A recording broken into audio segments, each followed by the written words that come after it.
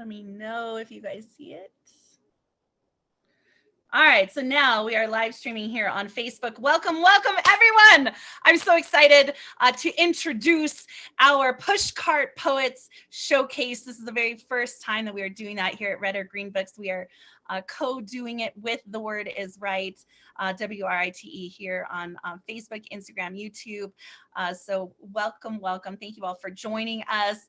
I am going to be your host, Marissa Prada. I'm the founder and publisher for Red or Green Books, also the creative director for The Word is Right. So it's just a really fun way to get everyone networking and get these poets as much exposure as possible. So thank you for being here. Thank you for tuning in. If you're watching live on Facebook, you will find the live stream on The Word is Right, WRITE, as well as our YouTube channel. The Word is Right. Okay, so some ground rules for today. This is not an open mic. So we're not going to be taking, oh good, here comes Maureen. We're not going to be taking an open mic list. The list is just our six Pushcart nominated poets. So in no particular order, we have Greg Michaels and his book Urban Cowboy Poetry. These poets, sorry, they're just absolutely phenomenal. We have Maureen Medina's My Fears Out Loud.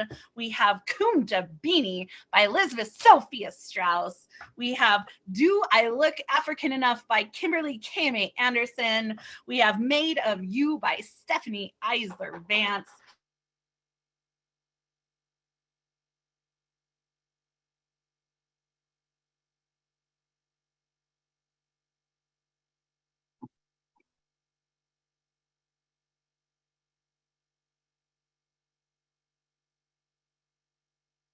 Cover artists that we work with here at Red or Green Books, and we're so honored to have them. Oh my God, Maureen, I love your little thumbnail picture holding your books. Yes, let's go. Greg has Kunta Beanie. He's showing it. That's amazing.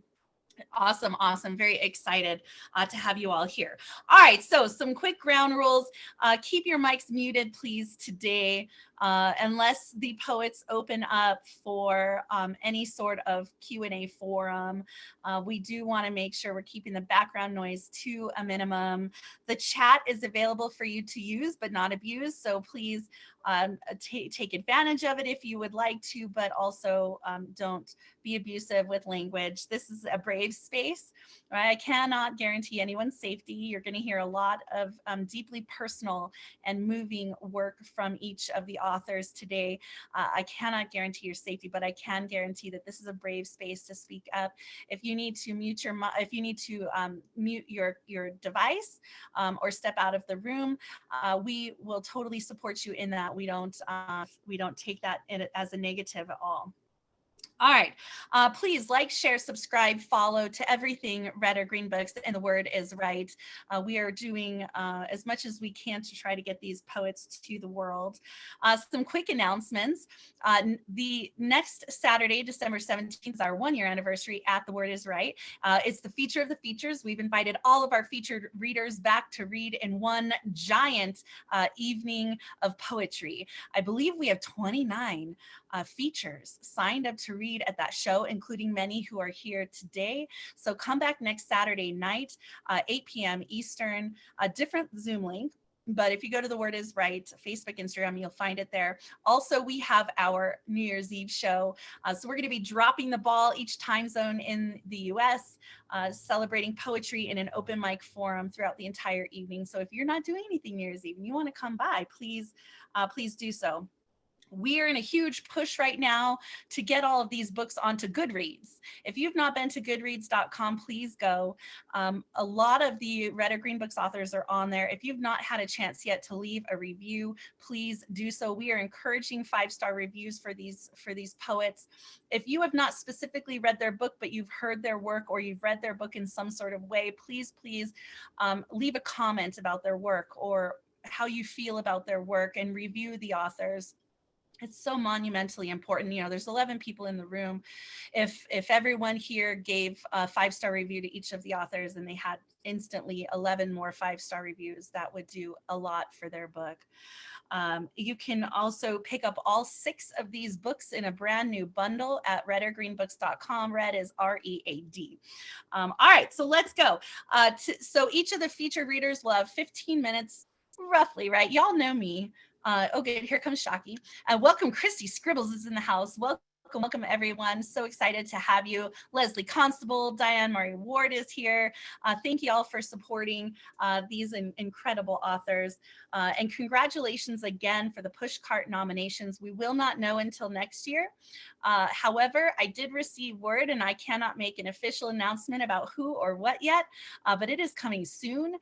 We have had one of our Red or Green Books authors receive an award this year as very prestigious book award. So keep your ears to the ground because we do have a winning book here at Red or Green Books for the 2022 launch. So congratulations again, all who have been nominated for Pushcart.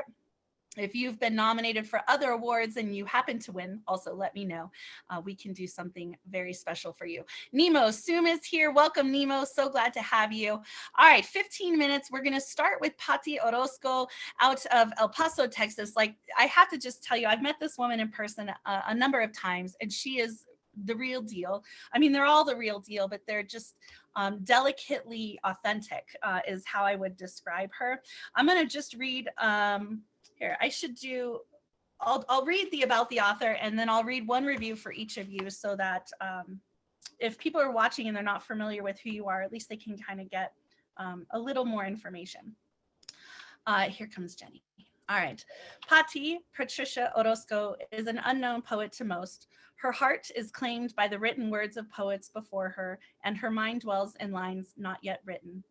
Her introduction to poetry began with reading the writings of Edgar Allan Poe. His style of writing and pieces illustrated the depth of the mind for her and encouraged her to hold steady and just dive into a world filled with poetry as means of self-preservation. Pati only hopes that you'll find yourself within the pieces of her poetry. Her story is within these pages and those still left unwritten. This is her way of you as the reader and keeper of her pour out that you begin to know her as she is. She is also a poet out of El Paso, Texas. All right, this is Lee Martinez Soto's review of Pati's book. The author's delicately composed verses are stylistically formatted into pieces that will make you feel you are peeking into the author's own diary. Her poetry holds a sobering light on experiences with how we relate to and view ourselves and others by exploring mental health and mental illness, listening to and understanding our inner voices and critics, and revisiting the traumatic experiences that shaped parts of who we are in order to heal.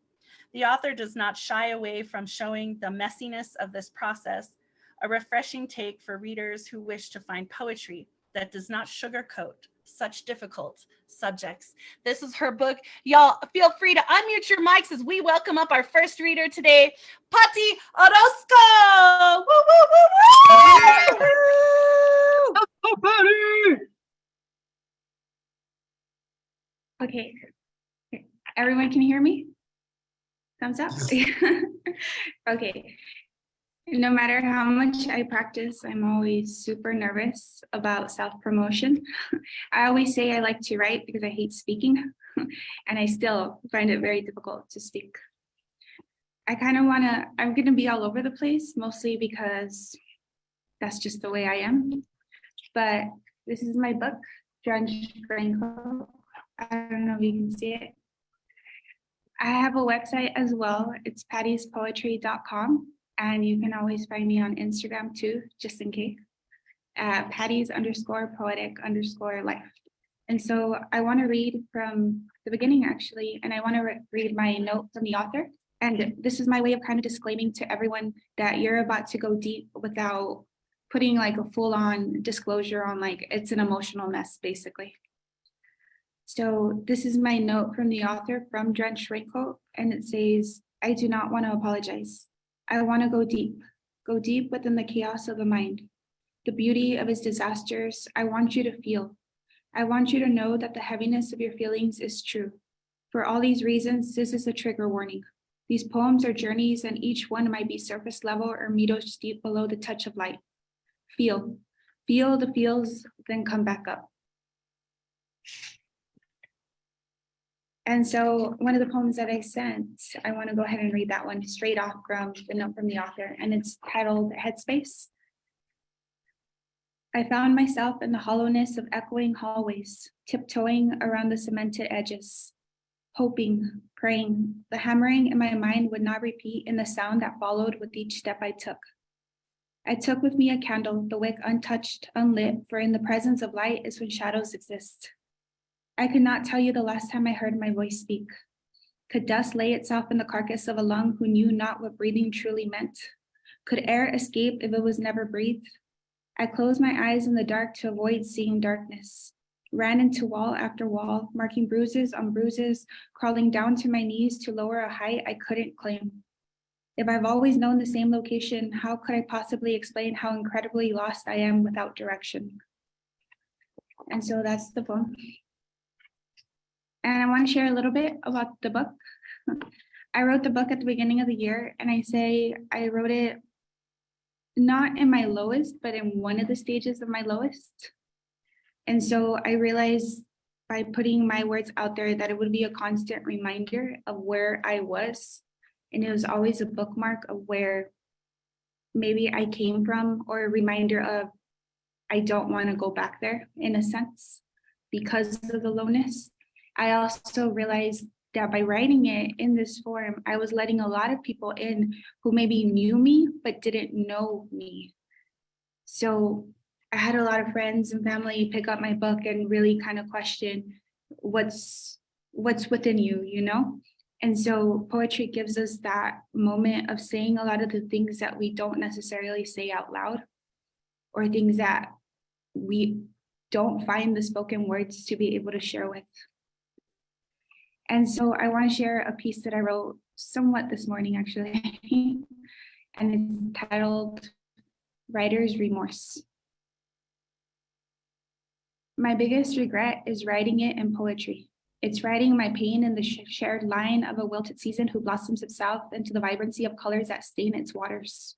It's printing myself boldly on paper because of the inability to speak the colliding of worlds within the cavity of my chest and mind, while all that anyone ever sees is trembling hands, but no ground beneath their own feet moving. It's collecting fragments of myself into ripped paper bags. I almost regret the entirety of myself in written form, printed and constantly amending myself to fit in an effort to dissolve a past that brings constant reminder into the question of a character who didn't make it past the opening credits. Because when they use your words, does it bring credibility to the future of tomorrow that ceases to proceed without your removal of syllables in the permanent fraction of undeleted stanzas? When writer's remorse sinks so deep within your soul that you almost despise all that you've written, even more the voice entrapped within your lips that didn't allow those words to be spoken as beautifully as an interlude in an opera scene where breathing isn't allowed. That sick, gut-wrenching feeling of saying too much, but you never said it. You wrote it all. So that's the poem. And on that note, because I like to be very depressing in my writing, I do like to be depressing, but on a good note, I do want to share some experiences as far as writing the book, and that was in New York City Poetry Festival, where I got to meet a lot of beautiful poets in person. And the amount of gratitude I have for each one of you, those nominated and not nominated, is extended. It's a family brought together by the love of words and the love and the ability to share within each other and being that vulnerable state. So though I have a writer's remorse piece, I don't have remorse in the publishing part of it. And I'm very grateful that I was able to put my words out there. And all of this is just stepping stones for each single one of us to get further, especially as a writer, and it opens so many doors. So although a lot of my pieces are very depressing and sad, I can write from light into darkness. And I think each one of us has a very specific writing style, and the ability for us to jump back and forth just says so much about each single one of us. So this is props to all of you guys too, because we each give each other that platform to write. So I'll share another piece because it's too early to be mushy either way. Yeah. Okay. Obviously, I'm always nervous. So I'll write an anxiety piece. Anxiety spoke before I did, wrapped my tongue in knots. Moments later, sorry didn't feel like it was enough. Saying sorry for the voice that sounded as my own but wasn't mine. Because of the entrapment in my own self, you could simply say you are your own bound. Simply find your way out. Anxiety is like that though, full of lies and defeats and inputting sorries where endings weren't thought of. Okay, so that was that little piece. And then into credit of jumping all over the place. So another poem that I sent for nomination titled Love, and a little backstory. This is a twisted description of love because I don't write love poetry. So, love. Grains of salt waiting to be blown away by the whistling of the wind.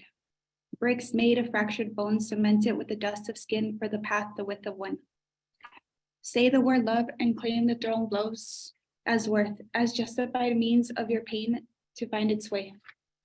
Because judgment spoken in the eyes of love still find their slither in the words soggy with disgust. Tell me, how love defined as salt doesn't taste bitter as it escapes between the spaces of your hands. If you never held me, how could you possibly know how the pulse in my heart knocks? Say love, so you can take my unneeded limbs to the corners of the sea and demand for your rescue. Lean on the delicacy of my lungs while saying those are the moments that take the breath away. Salt defined as love to bless the taste of your lips. Laws of spaces and chain link fences on run-on sentences. Love is silence. And that was that piece. And then just to prolong the whole talking, yeah, I want to give a little backstory on Drenched Raincoat on the title. When choosing the title, I want it to be something that it wasn't supposed to be, I guess. When you step out in the rain, a raincoat is supposed to keep you dry. It's supposed to keep you safe in a sense. And so I wanted the drenched raincoat as a sense of just being drenched in your emotions. Your body is supposed to keep you safe, and yet your body is always attacking you in a sense where it may be your mind or physically or health or anything like that.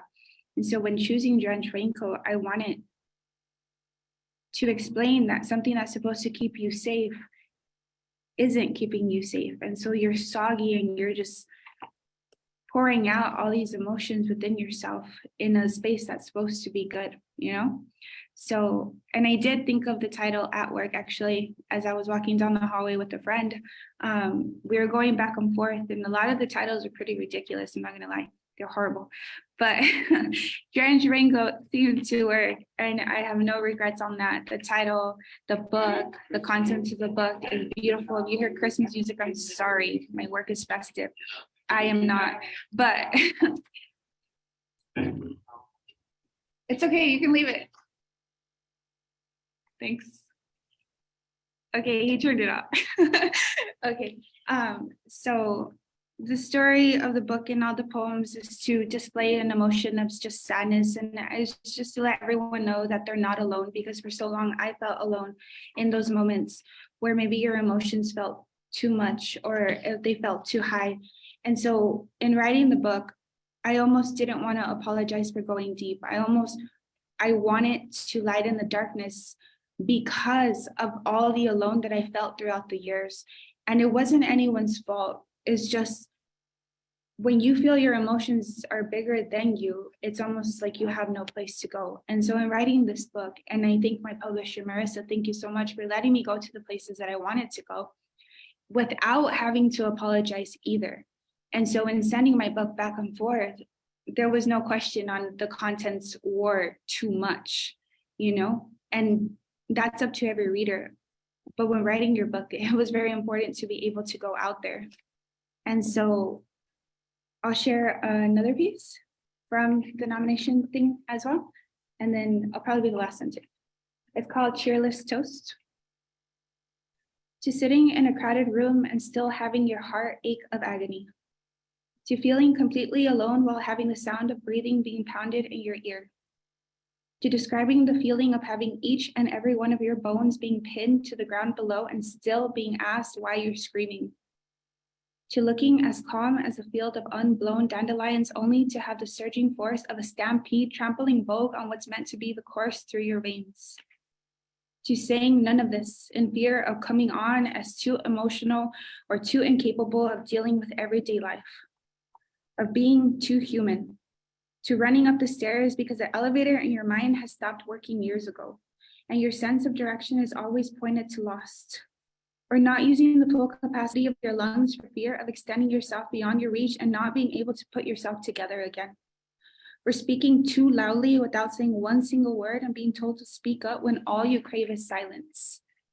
For me, for feeling completely and utterly unable and incapable and unjustified and unheard and untold and unloved and unseen and unheard, to sitting in a crowded room and feeling all alone.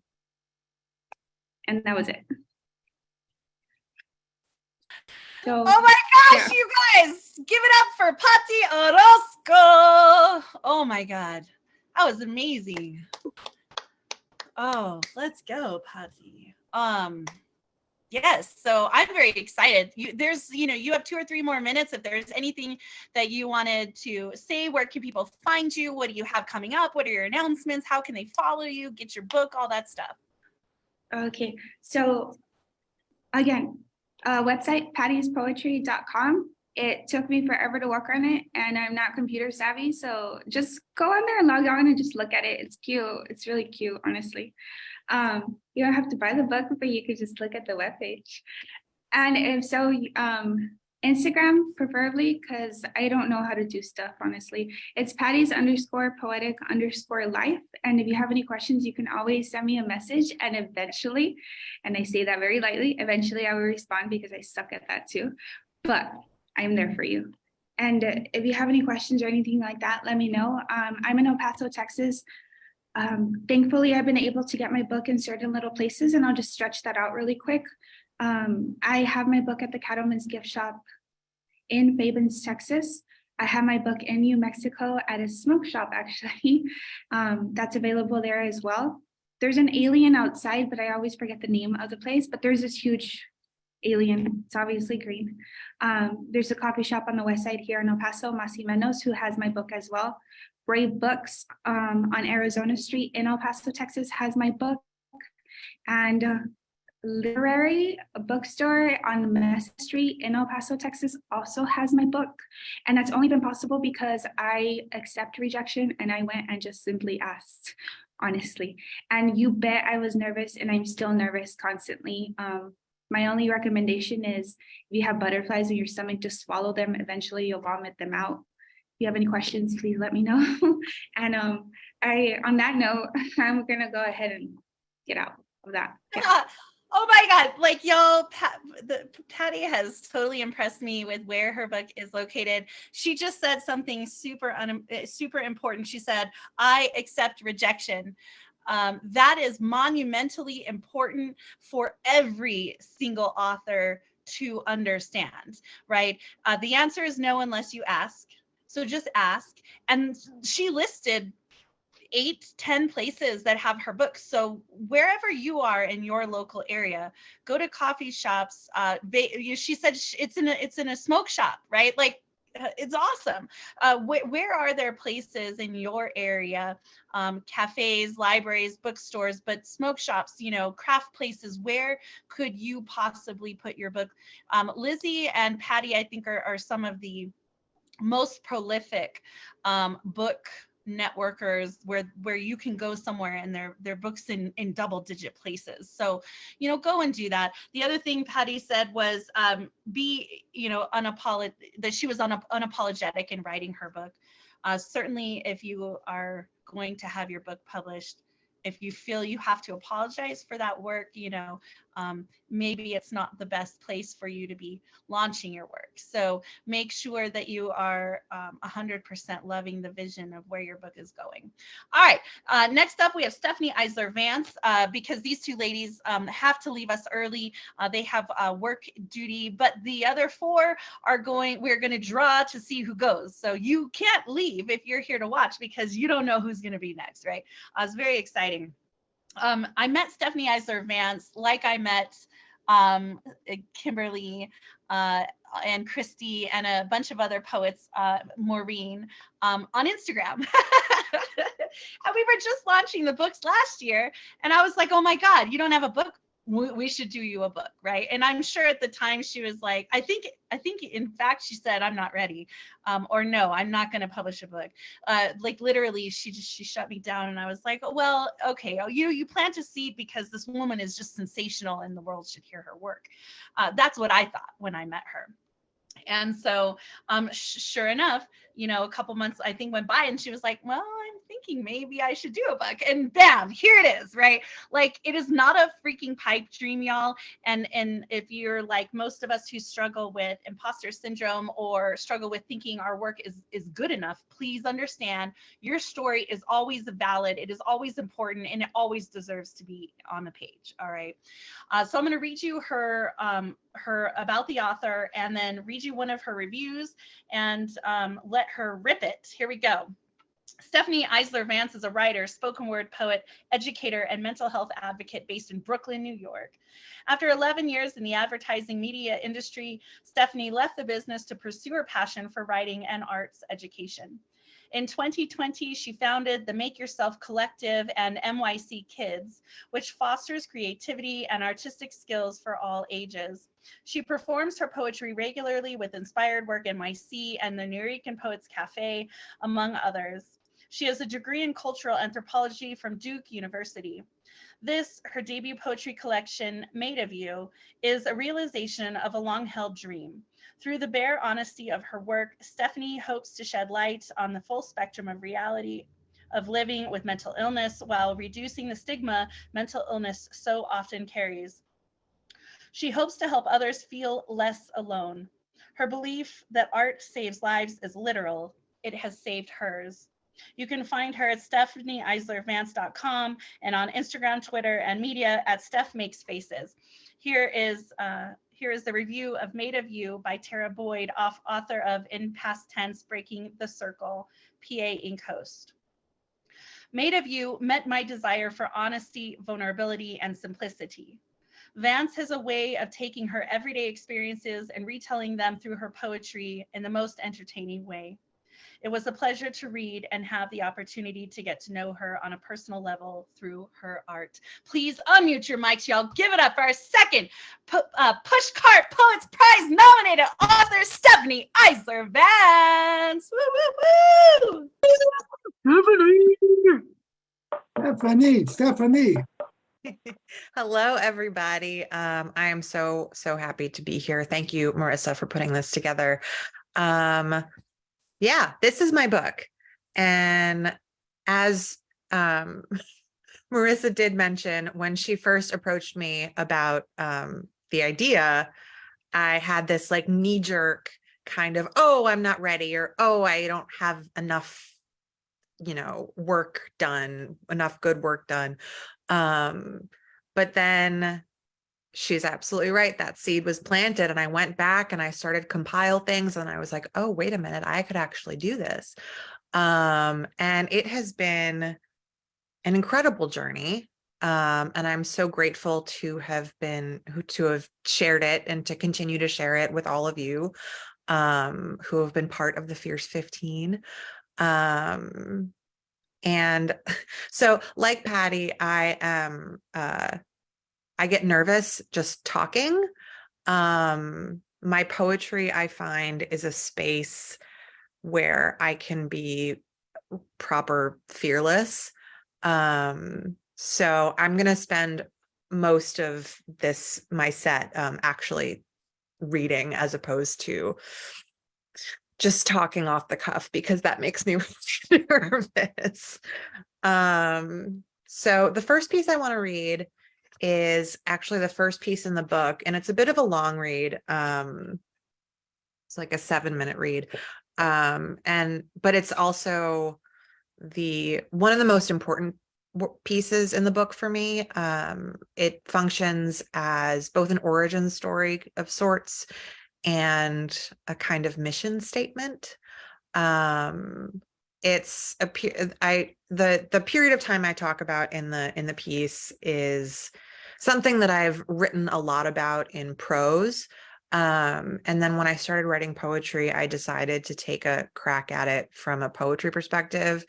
And the results were pretty powerful for me. So I hope they'll be the same for you. It's called How It Started. It all started with a hand on my hand, thumb tucked underneath, stroking my palm. I was wasted in that liminal space between sleep and awake, slumped over in the back of the cab. He was just taking me home. I knew him well. Skateboarder pal down the dormitory hall, already spoken for, but always kicked it just the two of us off to the side at parties. When I woke up, all I could think of was his hand on my hand. Only after that night did I know that tenderness was available to me. It started with too many lines of cocaine, sideways glances, giggles over nothing with my newly single friend, a full year of my own personal will they, won't they? My friends never told me to shut up. They should have. This cab ride at dawn was not tender, malfunctioning magnets, neither repelling nor attracting. We danced around each other instead, embarrassing and more than a little exciting. I needed him to love me. He did, but he preferred that love at a distance, as many had and many would after him. I have never understood this. Am I prettier from a distance? The cracks not so visible, the world more livable when you love something broken and beautiful from way over there. That is what we call a failure of imagination. Mine can fill that distance, weave a road paved in golden wishes, impossible conversations, and deep kisses. This distance may protect you. You may think it protects me, but the invisible labor in traversing it turns these hands to ash, lips into vipers, cracks already there, groaning from the strain. This distance may protect you. It is destroying me.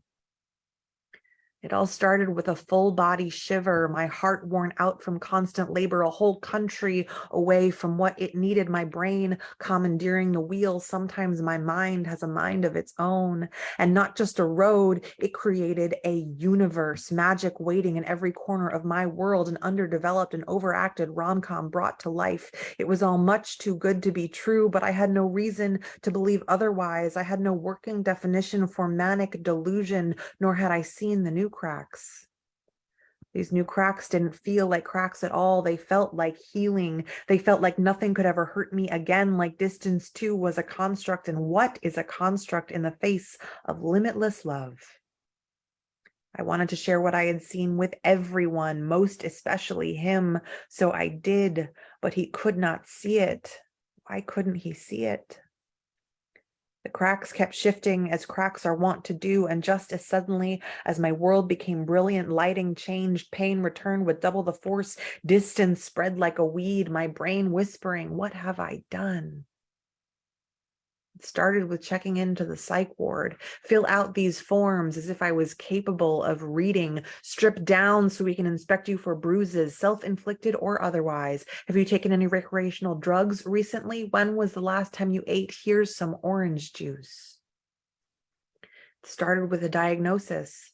10 days of pacing hallways, timid visitors, 10 days of zombifying drugs, timed smoke breaks, 10 minutes of sunshine if we are lucky.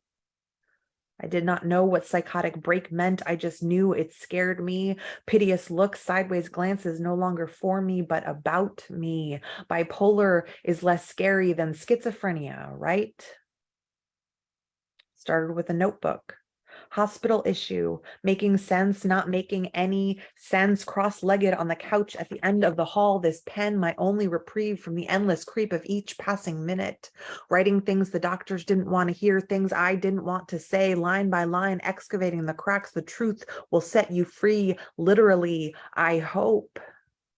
Something was churning and then settling and back again inside me. Is this what opening feels like, what healing feels like, what dying feels like, what moving forward feels like? Is this something? It started with my release.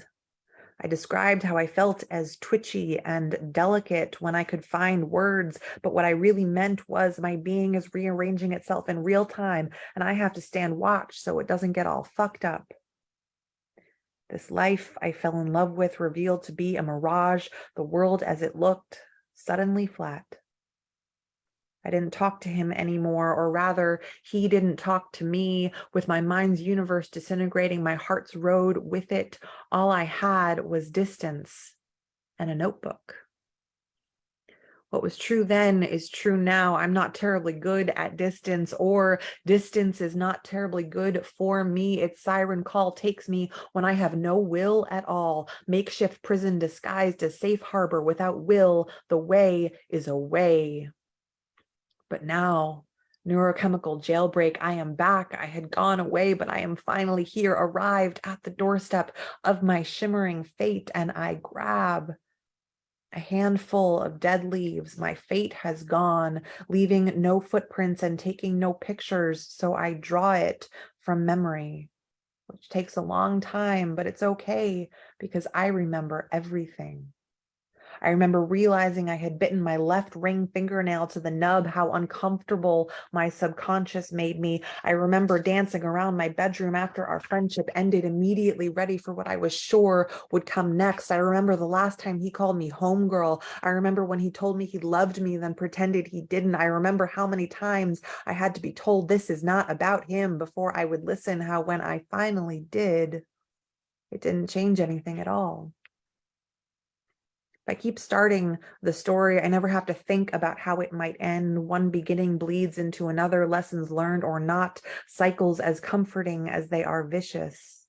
I can continue to make the same mistakes, find myself in the same predicaments, the same hospitals, the same pain. I search before the beginning. I thought this mask would hold for far longer. I thought sadness was naivete. Why didn't I allow myself sadness?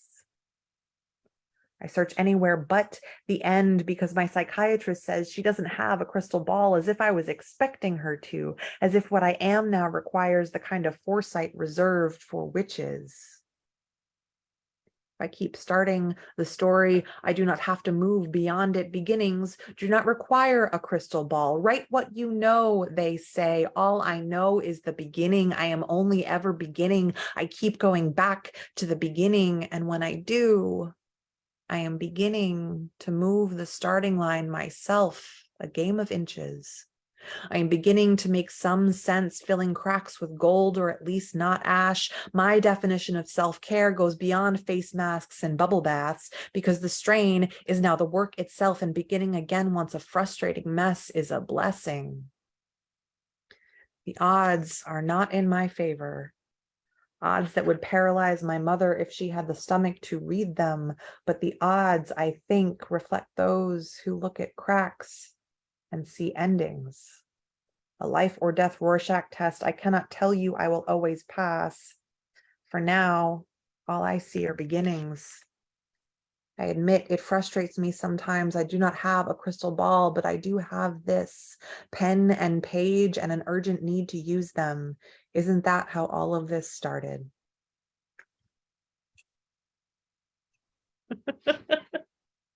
Okay, so that was that one.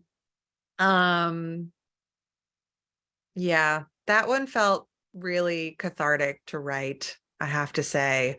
And it was really cool. Just my poetry career, my nascent poetry career, has been really illuminating, and well-worn territory is suddenly shown in a new light. So that's been really cool. The book itself is divided into 3 sections, mind, body, and heart. And that was from the first section, mind. And I'm going to read from the body section next. This is a piece called Bad Circulation.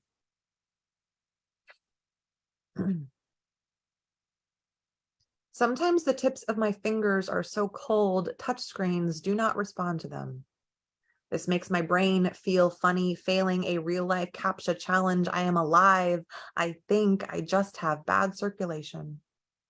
I have bad circulation, but I am never cold. Heat emanates from my body like the clanking, sputtering radiator in my bedroom, temperamental and out of my control. My body is always warm, but this warmth rarely reaches my fingers or toes. My body is greedy like that.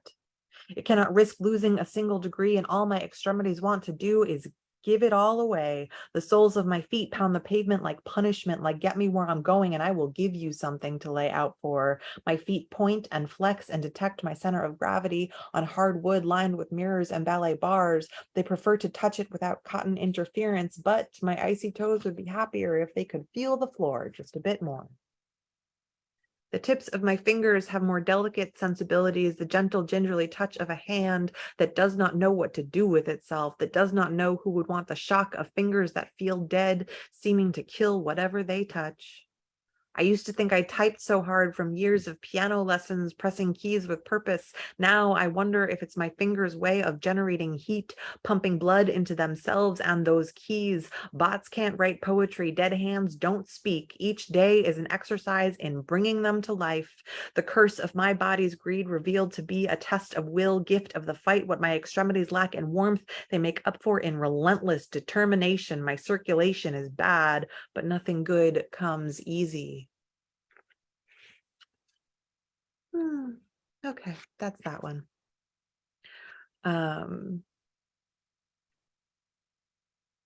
Okay, we're going to move into the third section, heart, which it took me a while to get into the rhythm of like writing about love, because it is a very complicated and fraught topic for me. But there's also been healing in there too. So this piece is called Pedestal.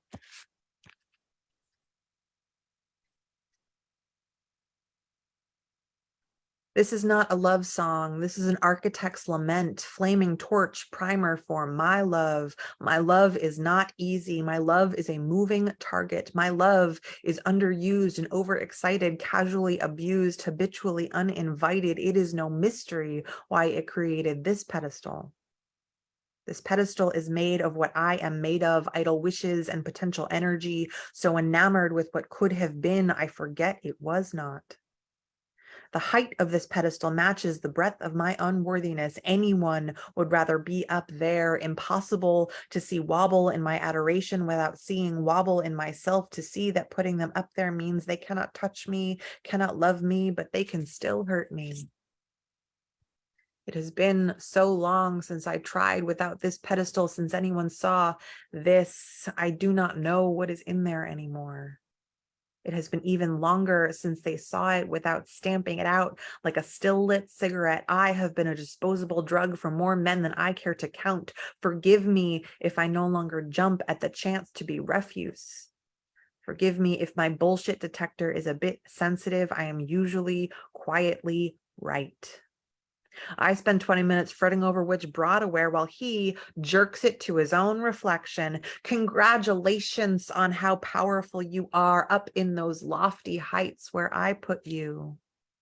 What he does not know is I do not give a shit about power. Power is boring, tedious. My pedestal is not about power. I just need them close but far enough that they cannot see me.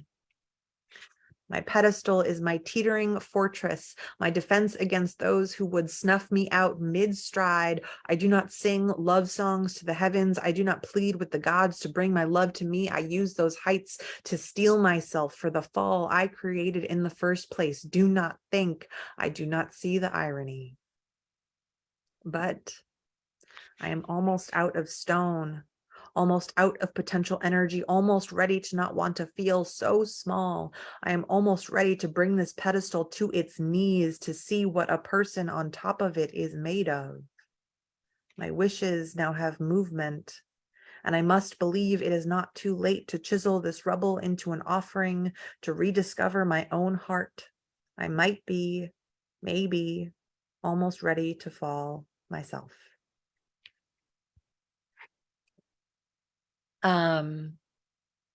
As you might guess, most of my poetry was first written to be spoken. That's kind of where I come into it. I to kind of echo something Patty said, I write the way I wish I could speak. And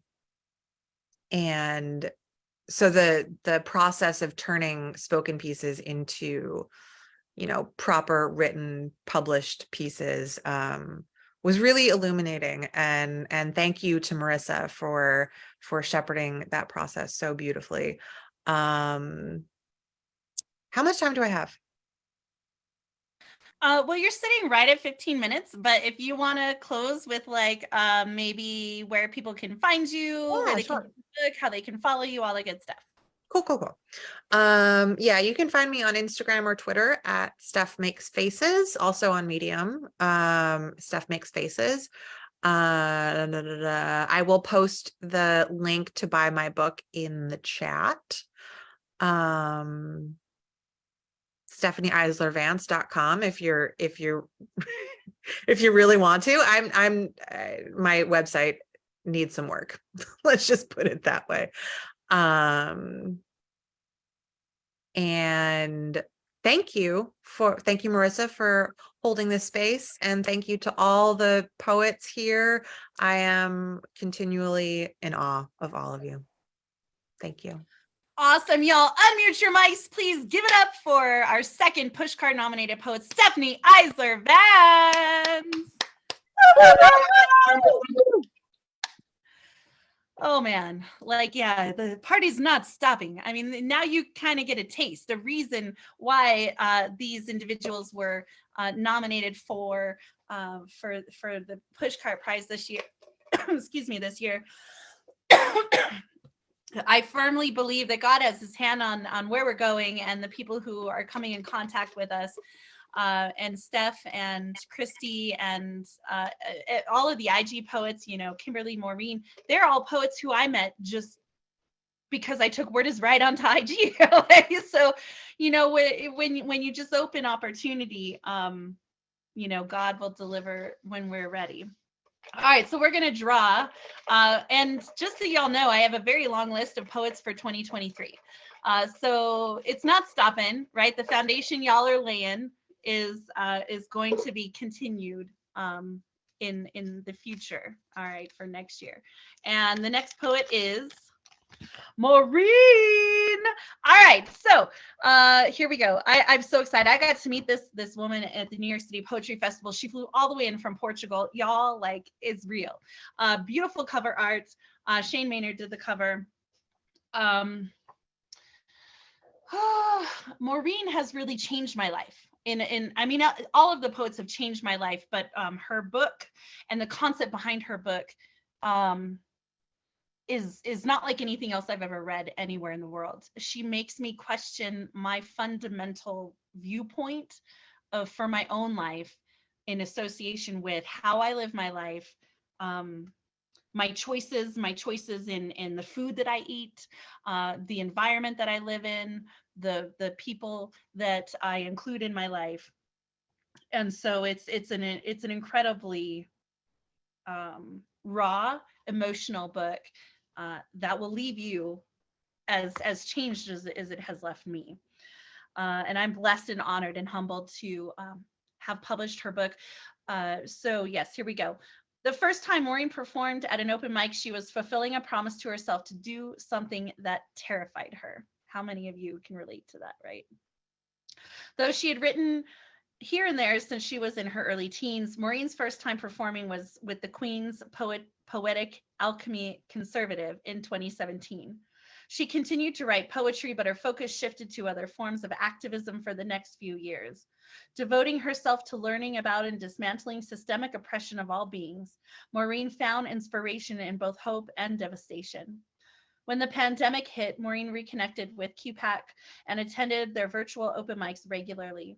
This became a release as she decidedly began her journey of healing and self-discovery.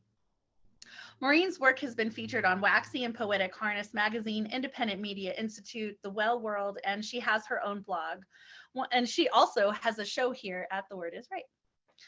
One of her favorite pieces, These Hands, was published in Grassroots Theater Company's Winter Zine and featured as Cafe Writer's Poem of the Month from February to April 2022. Maureen is the founder of Leave in Peace, an initiative focused on assisting and highlighting the reality of slaughterhouse workers. She has organized food and clothing drives since before the pandemic and has helped distribute over 1,500 meals and over 1,000 pounds of clothing, shoes, and toiletries. To support her, visit her Linktree, Leave in Peace.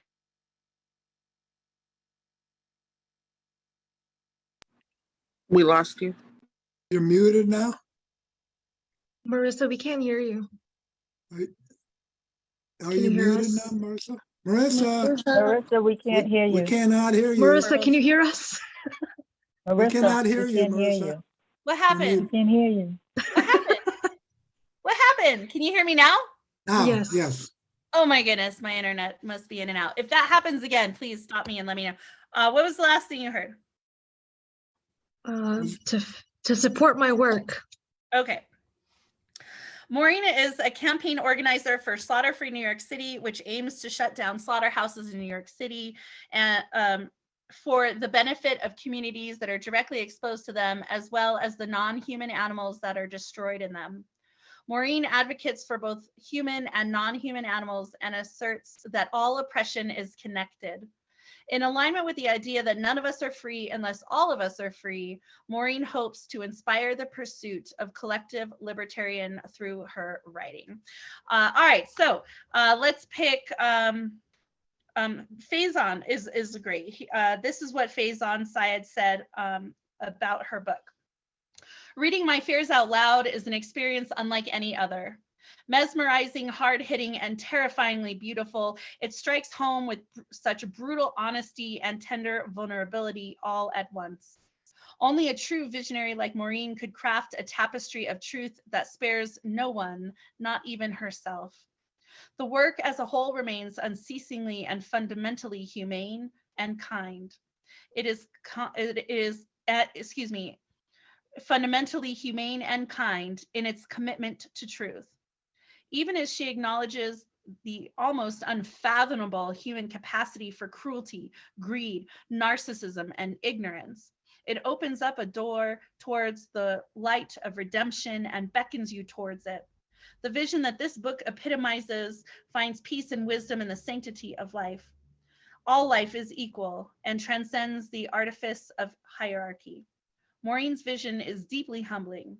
That is why it's so urgently necessary. Y'all, please unmute your mics. Give it up for our third Pushcart Prize nominated poet, Maureen Medina. Woo, woo, woo, woo. Yes.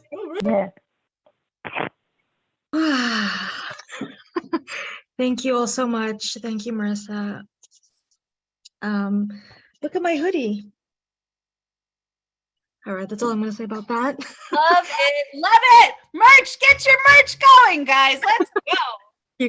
I'm only selling shirts. I wanted to be special and be the only one with a hoodie, but some people do have my shirts. So I'm practicing saying this. My name is Maureen, and I'm a published author. I'm practicing saying that. This is my book, everyone. So first of all, thank you so much for the nomination. I am so honored to be among so much power and talent. And I'm very humbled to witness like all of you. So thank you. Okay, before I may forget this later because I'm already nervous. So as Marissa said, I do host workshops on the 2nd and 4th Tuesday of every month at 1 p.m. Eastern time.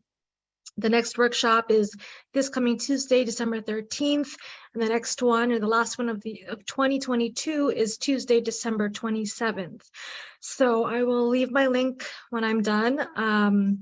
But my website is basically Linktree, linktr.ee/Maureen P. Medina.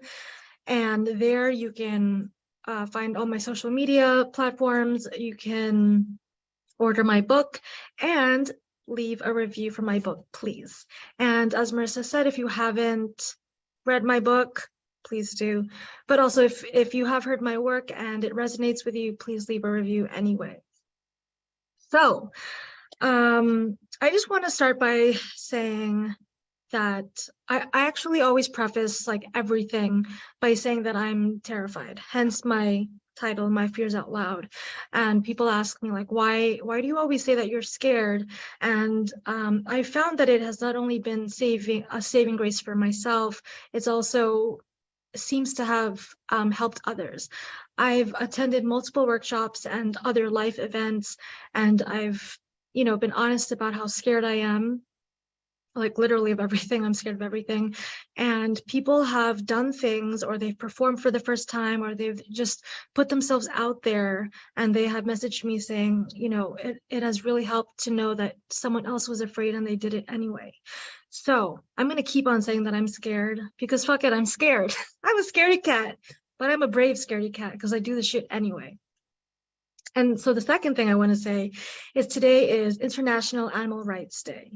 Now, I did leave a post earlier, and obviously not everyone is connected, but something I'm always asked is, why do you care about animals and not humans? To my first answer is always, we are all animals, and all oppression is connected. And so the way I arranged my book is in 3 sections. The first section is about self-discovery and acceptance, and the second one is about generational and inherited trauma. And then the third one is about the isms, anthropocentrism, which is human supremacy, racism, sexism, the isms. And so I felt like I had to earn the credibility of anyone who witnesses me, anyone who reads my book, that I do care about multiple social justice issues, which we all should. But so as not to be cast off right away, I put the non-human animal related stuff, content last but not least, right? But I'm going to end with that stuff. But for now, I'm going to go through my book. Part of my fear is always choosing the pieces that I think are the best. But I have a whole book and they're all the best. So please put in the chat any number between 4 to 17, any number between 19 to 42, and any number between 53 to 92. I'm going to leave it up to you. And I'm terrified about that.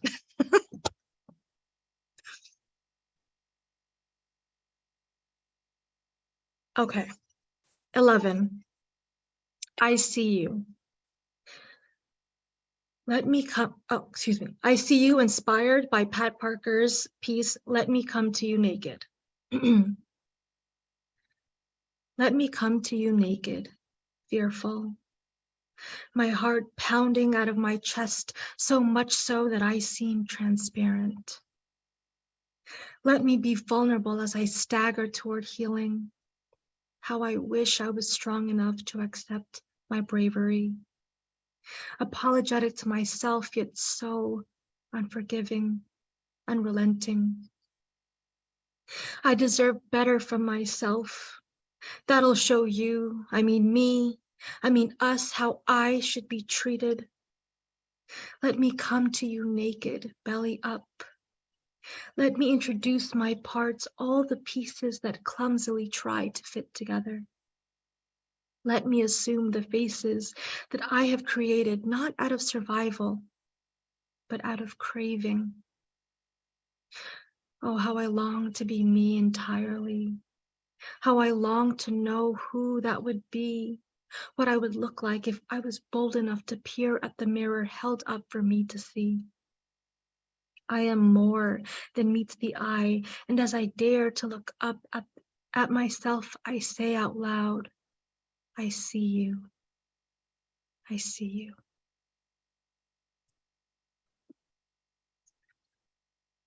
How's that piece? All right, let's see what else we got here. Okay. This one is about my dad. It's called Toast. Bread and butter, the crunch, the flavor remind me of you. When you'd pick me up from school, make me toast, slathered in butter and coated with sugar. When you'd braid my hair, Mom still hasn't learned how. When you'd get dressed up, slick your hair back and wear your Montagut shirts, which I still can't pronounce. I just know the Filipino mispronunciation. I just know you had all the colors. Toast reminds me of how you accessorize, adorned in gold, obnoxious and endearing. Toast reminds me of gargoyles, mummies alive, swimming pools in the summer, Hercules, Xena the warrior princess, naps, shoelaces, German shepherds and Yorkies, poker, the multiplication table, card games, blueberries, jasmines. Toast reminds me that I wish I had more time with you, with this least wounded version of you. Toast reminds me of your smile, your laughter, your serenades. Please don't think I forgot. I remember everything. And let me see. Okay, that's a long one. Let me see a second here. Okay, this is called Change, and it's about my sister. You tell me what excites you. You tell me what's new. Haircut, shoes, bikinis. You tell me you miss me. Ask why I don't say it back. It's not that I don't, or maybe it is. I want to miss you, but when I think of you, I think of why I left. I think about all of you and how I still haven't learned to separate you from them or me from you. So I can't say that I miss you because it's too early to know for certain where you end and where I begin. When I think about home, I do think of you, how I always dreamed of leaving, and then I wonder, don't you ever want more? Why have you never left? As I pause to reflect and gather some compassion for the weight that wasn't yours to bear, your inheritance, mine. I know it's not all your fault for resisting change when that's all you knew.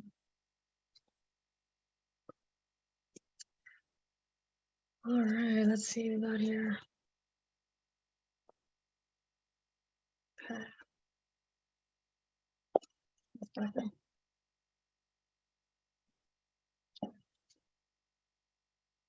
The hell? Okay. Blood is thicker than water. Blood is thicker than water. You use it against me, grasping at straws, a last-ditch effort to bring me back into the fold. Blood of the covenant is thicker than the water of the womb. You carried me and delivered me into this world. Though I know love, though I have been nurtured, though you know what makes me laugh, our familiarity ended when I lost my innocence. If only you knew what made me weep, what keeps me up at night, what makes it impossible for me to exist in this world. If only you knew what hurt me most, the very thing that keeps me going. As my eyes opened and I chose to see, it was then I found my chosen family, raging against violence, begging for peace. We chose this life and in turn chose each other. My sisters, we shared a womb, we share the same black hair, the same mannerisms, and even the same last name. But my covenant my people. They don't know the stories of my youth, but they have plunged into the darkness with me as we searched for light together. Yes, Mom, you bore me. And as I fled your body and your feminine, I landed on uncharted territory, delivered right into the front lines with warriors. They bleed with me. They mourn with me. They know me. They are me. The next one is called Harlem, inspired by Langston Hughes' Harlem. In white America, where your dreams are deferred, we don't care if you're Black, but it's not preferred.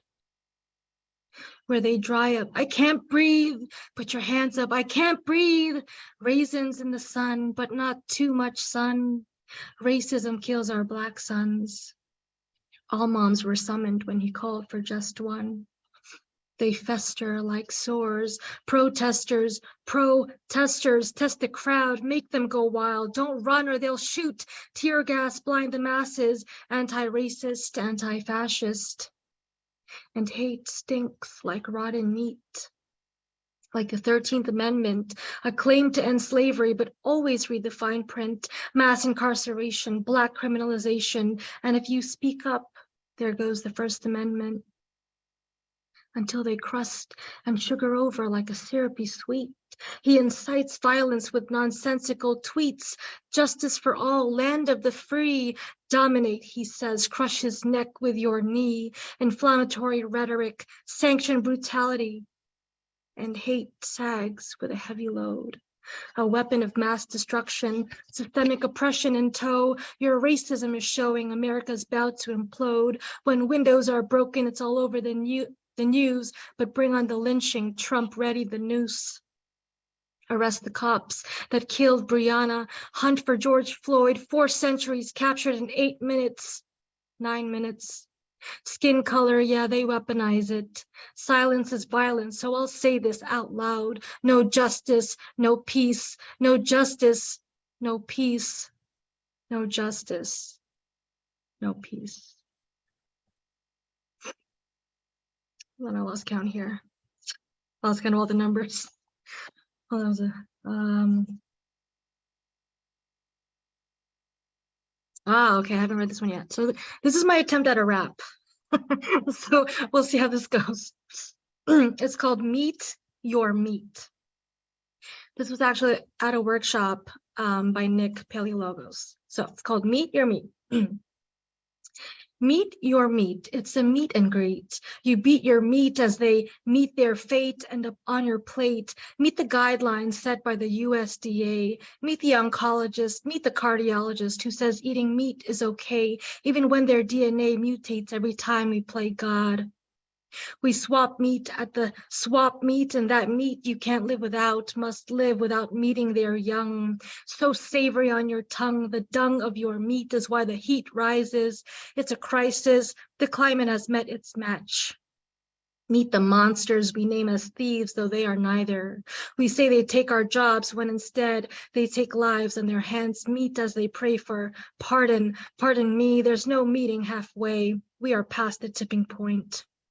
Millions have nothing to eat. Their food is fed to your meat. Land and water loss for your meat. Destruction for as far as the land meets the sea. Trees gone for your meat, and soon you'll be struggling to breathe like the meat that you eat. They stick and they meet your organ failure. So much erasure, and we blame it on culture.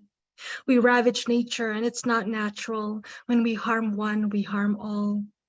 But you never meet your meat until they're packaged nice and neat, from their ass to their feet, your afternoon treat. You say it's cheap, more than leafy greens. Soon you'll meet your maker, but first a pacemaker for your ticker, your heart. Meet the flicker, the spark burning down the Amazon. All hands on deck as you slit the neck of the one you'll never meet. Bleed them out. That's what happens for meat. Slabs on the grill, fires raging for the kill, ignited by your appetite for meat. Their life ends when your craving begins. If eating meat is personal, shouldn't we ask the individual who we never meet until they become meat? I'll meet you at the crossroads to reflect on the true cost of meat instead of asking, you care about pigs, but what about Pete? What else can I say? God damn, you love meat. How much did I pass out? Did I? Am I over? You're sitting right at 15 minutes. So if you Okay. want to kind of tell people where they can find you, follow you, all that good stuff, buy your book. Yeah, that was an incredible closing line, by the way. Thank you. So again, happy International Animal Rights Day. I hope you really think about that. We are all animals. And please don't eat or wear children. And this is my book, My Fears Out Loud. You can order it. You can read more of my work. You can connect with me on Linktree, linktr.ee/Maureen P. Medina, and I'll put it on the chat. Thank you so much. Amazing, y'all. Unmute your mics, please. Give it up for our third reader, Maureen Medina. Woohoo! Yes. So good. It's so good, right? Like it's not stopping. Like we got 3 more. Like you can't go anywhere. We got 3 more. It is not stopping. Just a reminder, poets, please get your books up on Goodreads. If you have not had a chance to do that yet, reach out to me, let me know. And let's please give, if you've had a chance to read her work, read her book, hear her work, please go on to Goodreads and review all of these poets. All right, here we go. Next up to the mic is, I kind of like this, the drawing of destiny, right? The Verb Bender Slam team calls it the drawing of doom. I call it the drawing of destiny. Here we go. Elizabeth Sophia Strauss, you are up next. All right, so like I don't have enough time to talk about Lizzie, so what she was seeming to give me the pause finger. So I don't have a lot of additional time to talk about Lizzie, but I will just say that Elizabeth Sophia Strauss has created an entire new form of poetry called Panku. I'm sure that she will let you know what that is and how that works. I've been honored and humbled to publish her multiple times now. She's also worked diligently on our LGBTQ literary art anthology titled Out Loud. That was her book baby, and she put it together. And she also hosts a show here at The Word Is Right. So we're super excited to have her in so many facets of the press. She's also helping to compile tutorial videos for the future authors here at Red or Green Books. So we're so thrilled and honored to have her. All right, this little bit about Elizabeth Sophia Strauss. She is a queer activist, author, educator, MC, producer, publisher, realtor, and stage manager residing in New York. ES is the founder, CEO, and producer of the Broadway Brokers Network and the Broadway Stage Management Symposium. Creator of the poetry style Pankus. Zur auto dramas, monologues, and plays include Later Alligator, Title IX, Body Language, Masks/Scars, Notoriously Resilient, Tate, The COVID Monologues, This Is My Garden. Known as the spoken word artist Deadpan Lizzie, the Beanie God, she's been featured with the Norican Poets Cafe and worldwide. A Broadway artist for over a decade, working on several Tony Award-winning productions. ES has taught theater studies at NYU, the University of Rhode Island, Deutsche POP in Austria and Germany. Educating through miniseries, Zur has created and produced available as podcasts, real estate, theater, and art miniseries. University of Rhode Island cum laude. She's also published her third book called Inner Visions, also through Red or Green Books, which we're thrilled to have. You can find her Elizabeth Sophia Strauss, and then I will do a quick review. She loves Elise Versella's review, right? Or is it Elaine? I love Elise and all the reviews. The one that was Oh, you like Elaine because it's in Panku format. I love all of them, by the way. I do. Elaine just know. felt inspired to write it as a Panku. All right, so I'll read Elaine Hill's because it's in Panku style, which I think, like, if you're going to review a book and you put it in the style of the book you read, I think that is just, she's just amazing. And Elaine Hill is one of the original poets here at Red or Green Books. All right. I was stuck, didn't know it. Now I'm not. I need to forget to stay inside the lines. Deadpan Lizzie ES creates the form Panku to draw her own lines from real estate to nervous breakdowns. She invites us to draw our lines as well. When daily writing bestows importance in everyday things, beanies, injuries, bullies, sex toys, work, wisdom, New York City, cuisine. An entire poem about gaff tape? Yes, there it is. This book is a 9-word trail that brings deadpan humor to light, where it writhes, then says, okay. Y'all unmute your mics, please. Give it up for our 4th Pushcart Prize nominated poet, Miss Elizabeth Sophia Strauss. Woo, woo, woo, woo! Thank you. Beanie blessings. It is an incredible honor to be nominated for Pushcart with these 5 people I call my friends and fellow published authors. So congratulations to all of us and every single reviewer, not just Elaine and Elise, but everyone. And to those who felt inspired to write it as a Panku, touched my heart immensely. So thank you. And Marissa and Shane, Grail Poets and Red Green Books and Warriors Right for just believing in us, because Kundalini was not in the plans at all. Inner Visions, which Marissa mentioned, is my 3rd book out right now, with Telltale Poetry and Red Green Books, was actually the first manuscript in poetry collection of proses. And then I had a brainchild to do Out Loud. I wanted my LGBTQ community to shine. So I said, I want to curate and edit an anthology. And we did that. And then I had another manuscript that'll come out next year. And Marissa said, oh, I'm putting out another launch. And I said, oh, that's cool. And as we were on an editing call for Out Loud, actually. And she's like, yeah, you're going to be the baker's dozen. I said, nah, I'm like in the middle of having a nervous breakdown and being queer baited and ending a relationship. And like my grandmother just died and like the world is just slowly like shitting on me. And she's like, no, Shane and I want you to do it. And I said, I don't even know what I would write. My mind was just so dry. And I had created Pankus almost a year now on New Year's Eve last year, and just 9 words. And I'm sure one day I would have made it a book and branched it out into other styles, but never thought it would happen this quickly. And, you know, Marissa and Shane were very much my cheerleaders and said, just like figure something out. And I said, I don't know, a book of Pankus.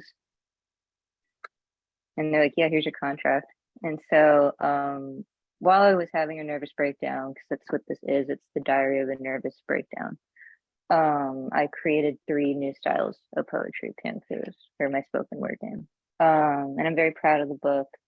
I'm completely unapologetic about the book because I wrote this as healing for me.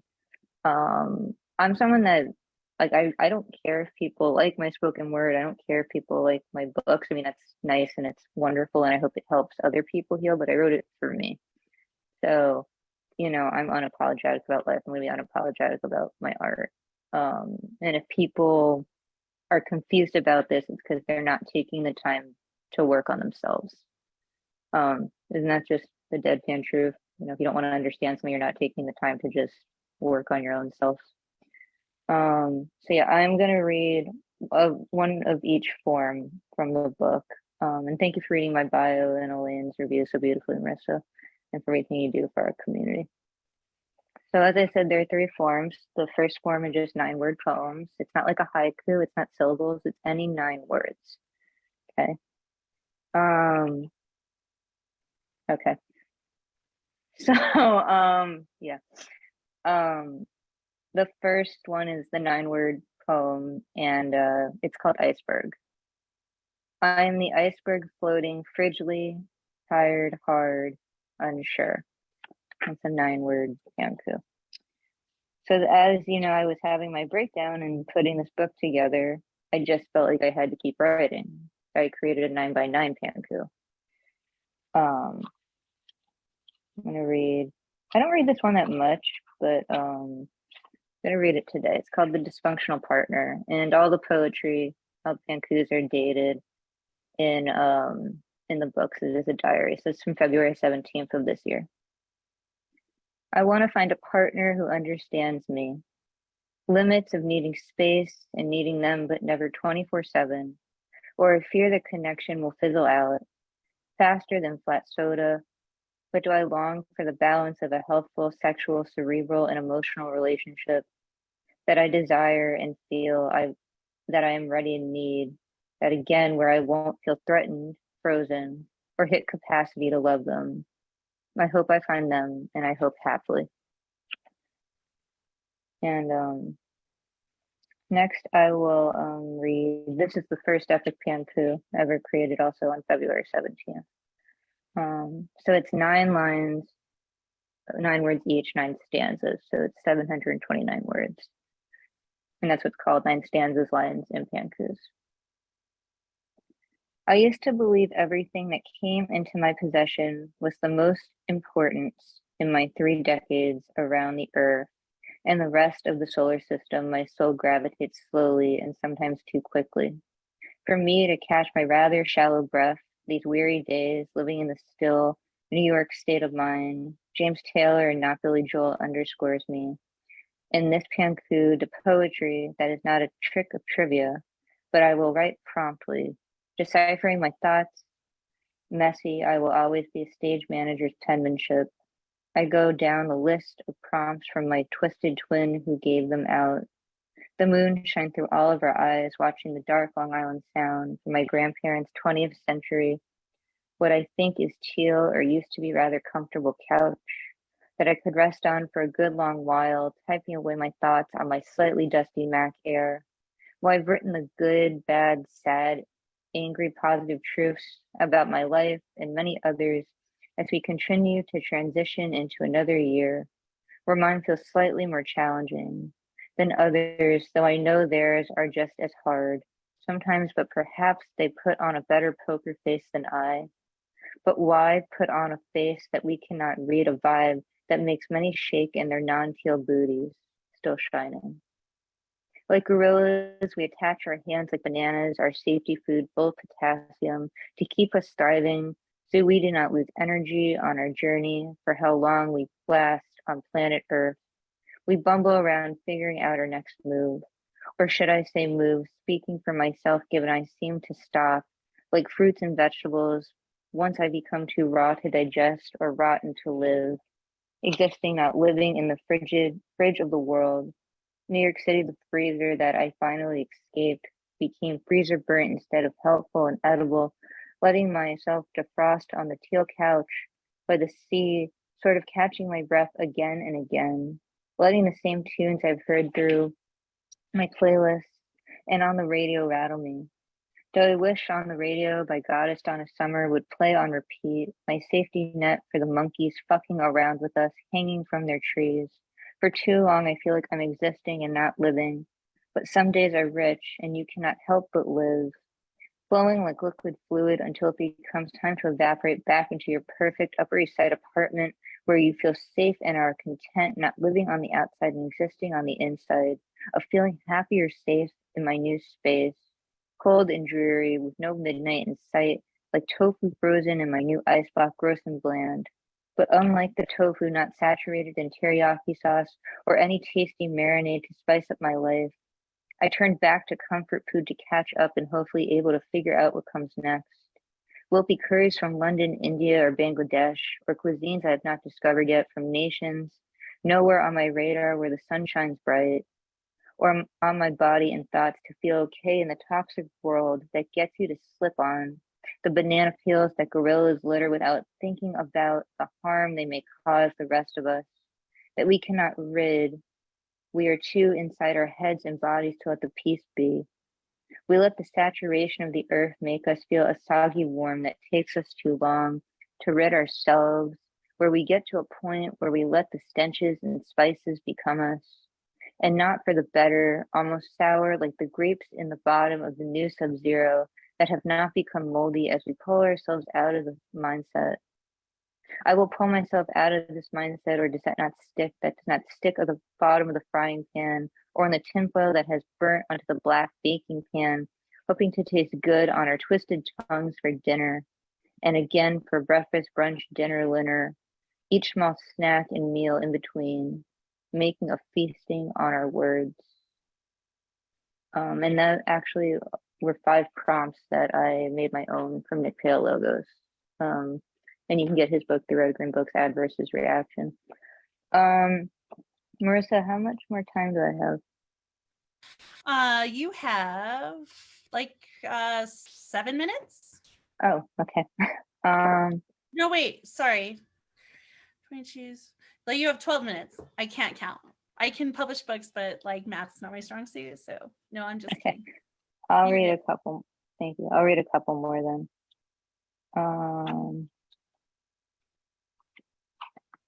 This poem is from March 2nd. It's untitled. It's a 9x9 pantsu. I'm a Jewish woman proud of my culture, religion, identity, who bleeds white and blue from the Dead Sea past the East River and back to Long Island Sound, who continues to watch her heritage die in Ukraine, who learned recently her family perished in the Holocaust and worries as she watches those being murdered in the same fields again, what will happen next? It is sobering to learn parts of my family lost their lives at war again. And I'll leave y'all with one more. It's the second epic pantsu in the book. Actually, my favorite one in the book. It's A Long Day's Journey or a Lifetime I Create. It's from March 4th. Sitting in my own pain and sorrow, wishing I was not surprised by the crap that was thrown in my face as I walked the brisk streets of the concrete jungle I need a break from, in hope of one more commission before I take a long hiatus from renting apartments and transition to luxury sales. Owning I'm a power broker regardless of what the other poets say, to not understand if they grab the mic hard, if they're giving an unwanted hand job, sitting here listening to nothing because I'm bored of my own playlist as backdoor covers run through my mind. Sipping on lime seltzer because my empty water bottle fell in the subway yesterday. In the washed, I fear I will become more sickly from the jungle shit. Am I rechargeable like batteries, or am I on a road to expiring like almond milk in my kiki fridge, like my friendship with the person who named my refrigerator? I think of this friend and all I hear is static music. What used to make my heart flutter now makes my stomach turn like pasta boiling on my shitty rent-controlled Upper West Side apartment, wishing they'd stop. Covering me in fetishized love, thinking about my life as I transitioned from one side of the park to the other, I suffered what most would say is a severe nervous breakdown. I do not know why I sat in the not as great as I thought it would be glass shower in the freezing cold 2-bedroom apartment, letting the water run over my naked body and fragile mind. Why did I sit on the floor for minutes? Why did I need to do this? Was I simply copying what I had seen in movies? Did it help? Not really. Did I guide myself to a safer space? Yes. Did I make the right decision leaving? Part-time suburban versus the other times in the city? I think so. Only time will tell. Today the country won as I dragged myself back to what some would say posh flat. As I went home with no commission in fear, I bounced from rental check to sales commission and hopped from island to island. If the management will come through, $1,000 is no small fee, and one I am owed.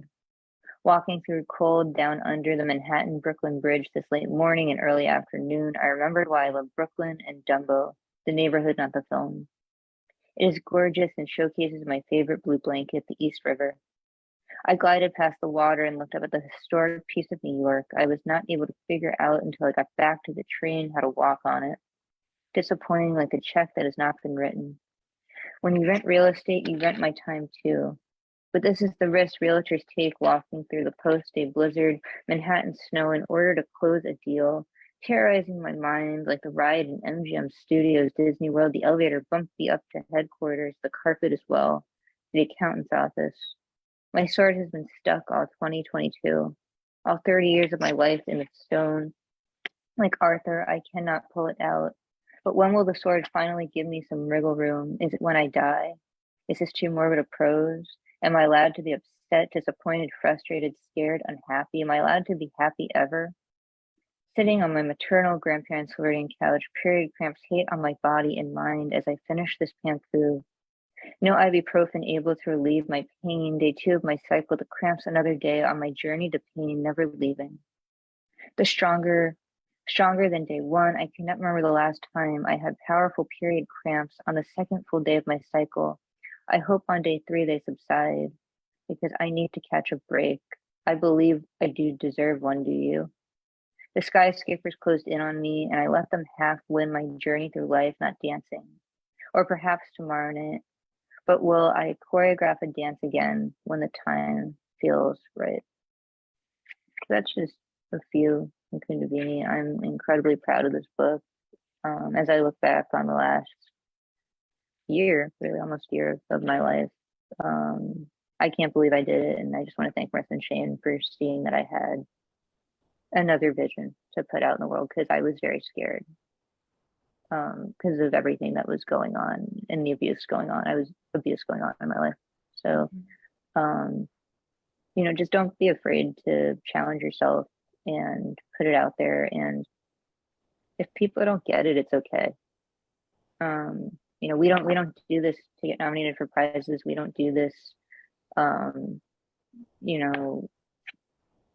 for accolades and stuff. It's nice and it's wonderful, and I hope it inspires other people. But we do this to heal through the pain and abuse and the trauma that a lot of us sadly have to suffer living here. So thank you. All right, Lizzie, where can people find you, follow you, get your book, all that good stuff? What you got coming up? My heat just turned on, so I hope you can hear me. New York Yeah, City. you're good. You can find me on IG, ES_Strauss, and my website, ElizabethSophiaStrauss.com. All right, y'all, unmute your mics, please. Give it up for our fourth, see math, our fourth Pushcart Prize nominated poet, Miss Elizabeth Sophia Strauss. Thank you. Woo! Let's go. Right. So I think that like fear or terror is like Maureen said, I'm terrified, right? Fear and terror is something that we all share as publishing debut authors. So, but do what Maureen said, I'm brave. I'm a brave scaredy cat. And then Lizzie says, if people don't get it, it's okay, right? I mean, these are nuggets of intelligence from experience that these authors are giving today. So, and it's totally true what Lizzie said when she first came up here. When she had the idea to do Out Loud, she approached me and she said, I'd love to do a queer anthology with only queer authors. And I'm like, okay, let's go. If you have an idea that you would like to bring to Red or Green Books, please just reach out, right? It was Patty says I accept rejection, right? But the answer is no unless you ask. So if you don't ask me, I can't possibly say yes, and I can't possibly move mountains to make things happen. So please just ask. Yeah, I just want to say can I just say one more thing? Yeah. Because Patty and I, all I did is walk into Stonewall Bar and ask if they would put my books in there, and they said yes. Right. So my books now sit in one of the most famous LGBTQ bars in the world. So don't be afraid. They might say no, but no is a full sentence, right? So, exactly right. It doesn't, if they say no, it's fine. Go to the next, because you never know where that person's going to be who picks up your book and reads it, right? And just a reminder, please go to Goodreads, give these authors 5-star reviews. If you've not been to the website yet, please do redorgreenbooks.com. Red is READ. The links to their social medias are there, their bios, the reviews, all of that good stuff. All right, next up, here we go. 2 more to go. We got the Urban Cowboy Poet and Kimberly Cam Anderson. Let's see who is going to read next and who is going to wrap us up tonight, if you're Maureen or Kimberly. All right, we got Kimberly Cammy Anderson. That means Greg, you are going to finish us off in just a bit. All right, so how the hell do I explain this woman? It's like Lizzie, I don't have enough time to do that here. I met Kimberly by chance on Instagram, right? And I say by chance because unless you do something outside your comfort zone, you can't possibly meet people like her. And I say this about her. Sometimes I think she blushes, she doesn't feel yet that she deserves the accolades, but she does. She read the best poem that I heard in 2021. hands down. I met her at the end of 2021. She read the best poem. It brought me to tears. And in fact, it's in this book. And I was like, you need to have a book. Like you just, if I don't do it, just get someone to do it, because you are too important, as are all of you, but particularly this author and what she writes about. It needed to go to print. It had to. And it was like a mission. And I reached out to her and I said, would you like to publish a book? And I think like Stephanie or Lizzie, they were like, well, I'm not ready, or I don't have enough stuff, or what, so kind of guiding to this, it's real, like it happened. And this is something no one can ever take away from you guys, okay? So I've been incredibly humbled to learn this woman and her story, not just as a woman, but as a mother. Her stories continue to bring me to tears. I encourage all of you, please, to get a copy of everyone's books, and then you'll know what I know, okay? All right. Kimberly Anderson was born in 1992 in Durban in KwaZulu Natal. And if I say this wrong, I always apologize for that. She would only really experience life once. Her mother relocated back to her hometown, Ishowe? Oh, okay, good. A very small farming town in Zululand. And this is in South Africa. Kimberly grew up as a colored or mixed race girl, which was not something that she saw as a barrier or a challenge. It was only when she became a teenager and dated a Black guy in the township, which seemed to offend a few people so much. So he was threatened by people of her race and offered money to leave her by his. The relationship continued, and like some young romance, it eventually did come to an end. Growing up, she became more aware of people's perception of what colored or mixed race people were perceived as, and continued to shock people when she did not tick the boxes as to what or how a colored female was or should behave. In 2029, she began to write poetry, but not until 2017 did she use poetry as an outlet when going through depression and anxiety.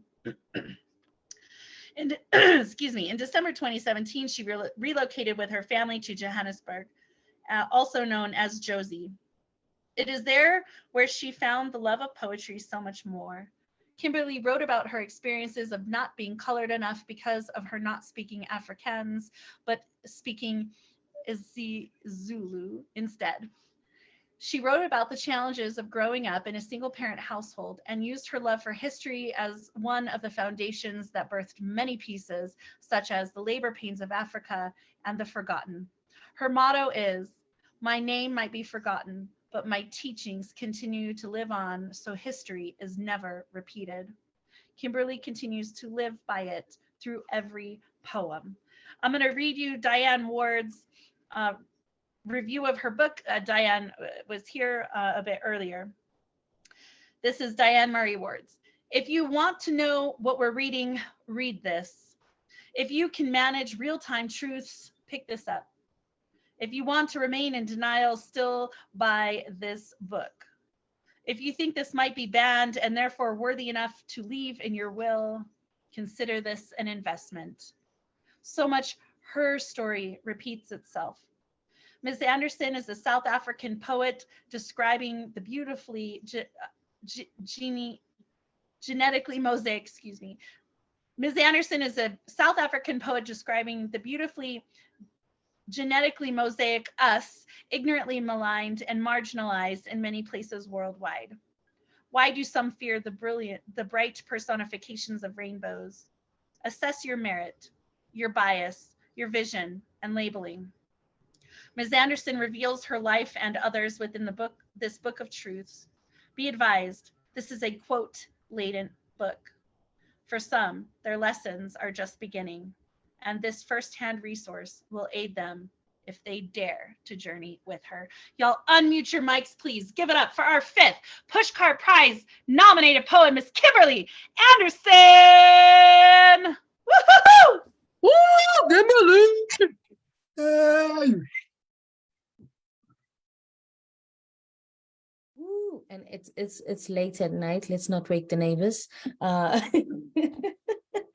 Good afternoon, good evening. everyone. It's such an amazing, amazing space with such amazing writers from all over the world. Yes, my face always goes red, Marissa, because we give us some time.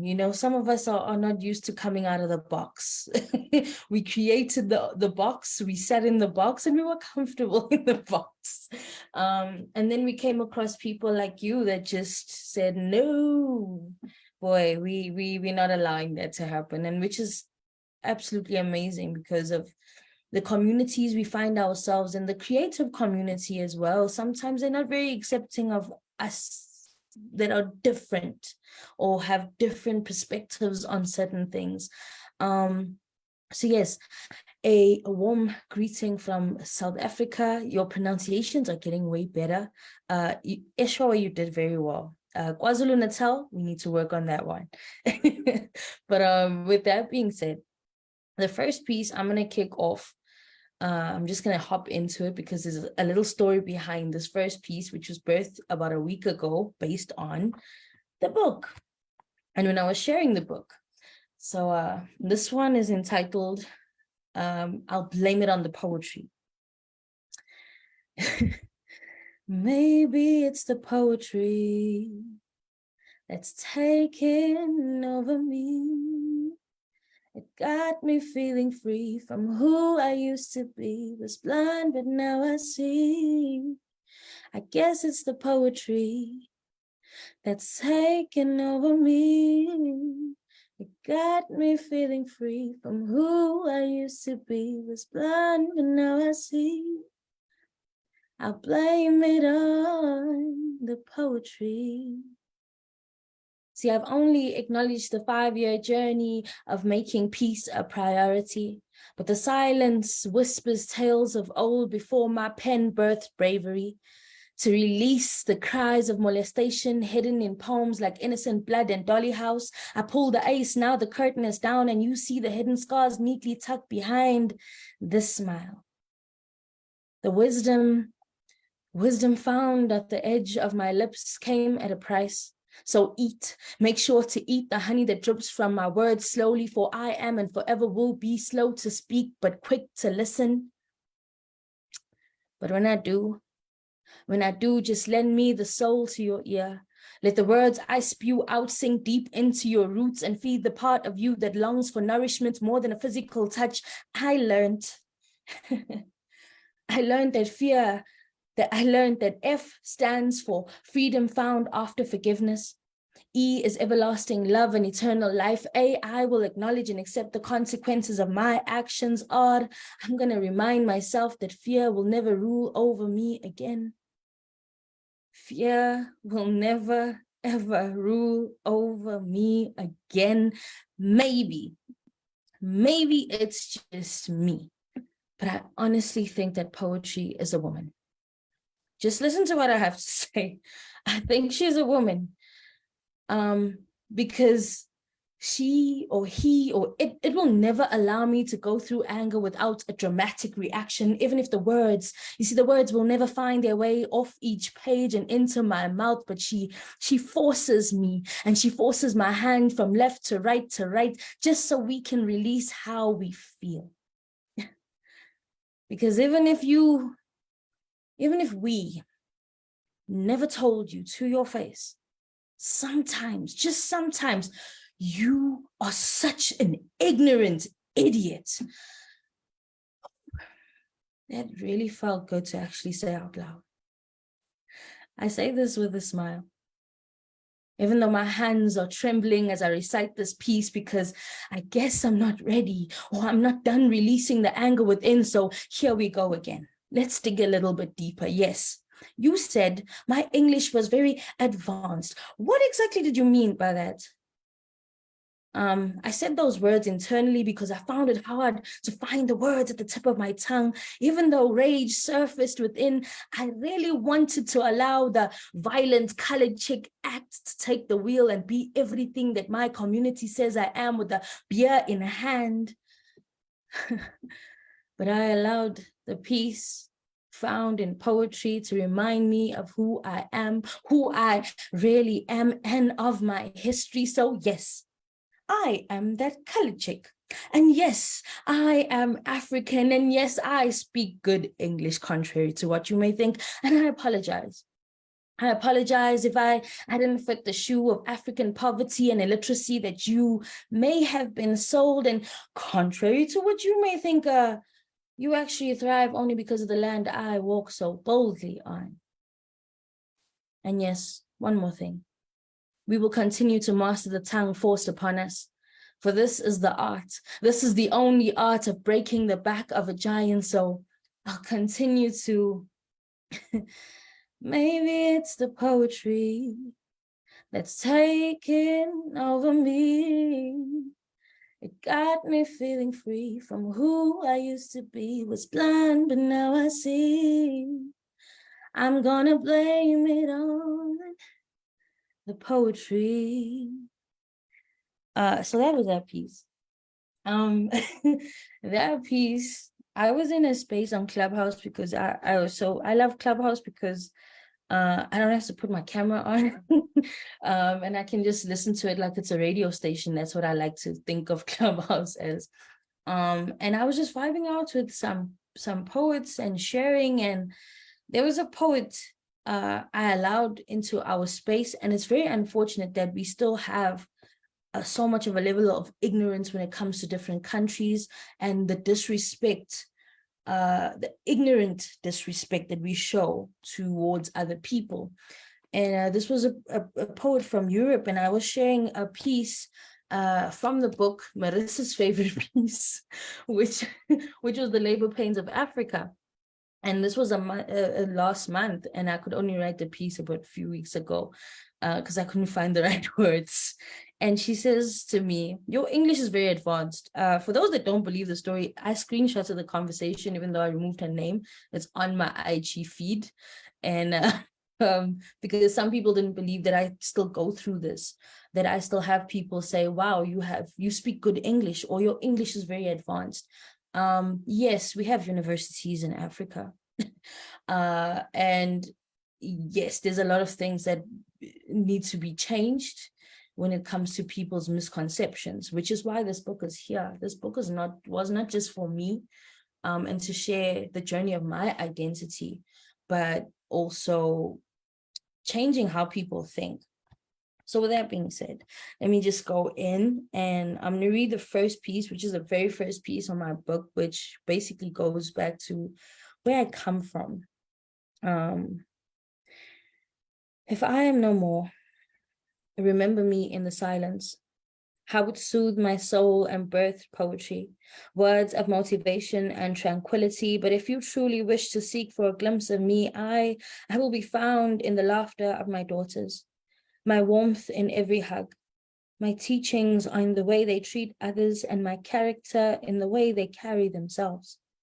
But if you seek for more, or want to know more of who or what I was, my journey of turning pain into power will reveal the hidden truth if read closely between the lines.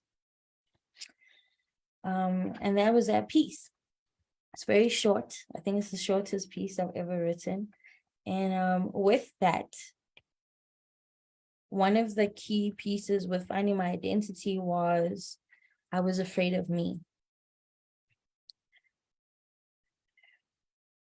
I was once afraid of shadows, the ones that lurked in the corners of my room, then slowly seeped their way into my mind. They brought whispers, the kind that had me questioning my own sanity.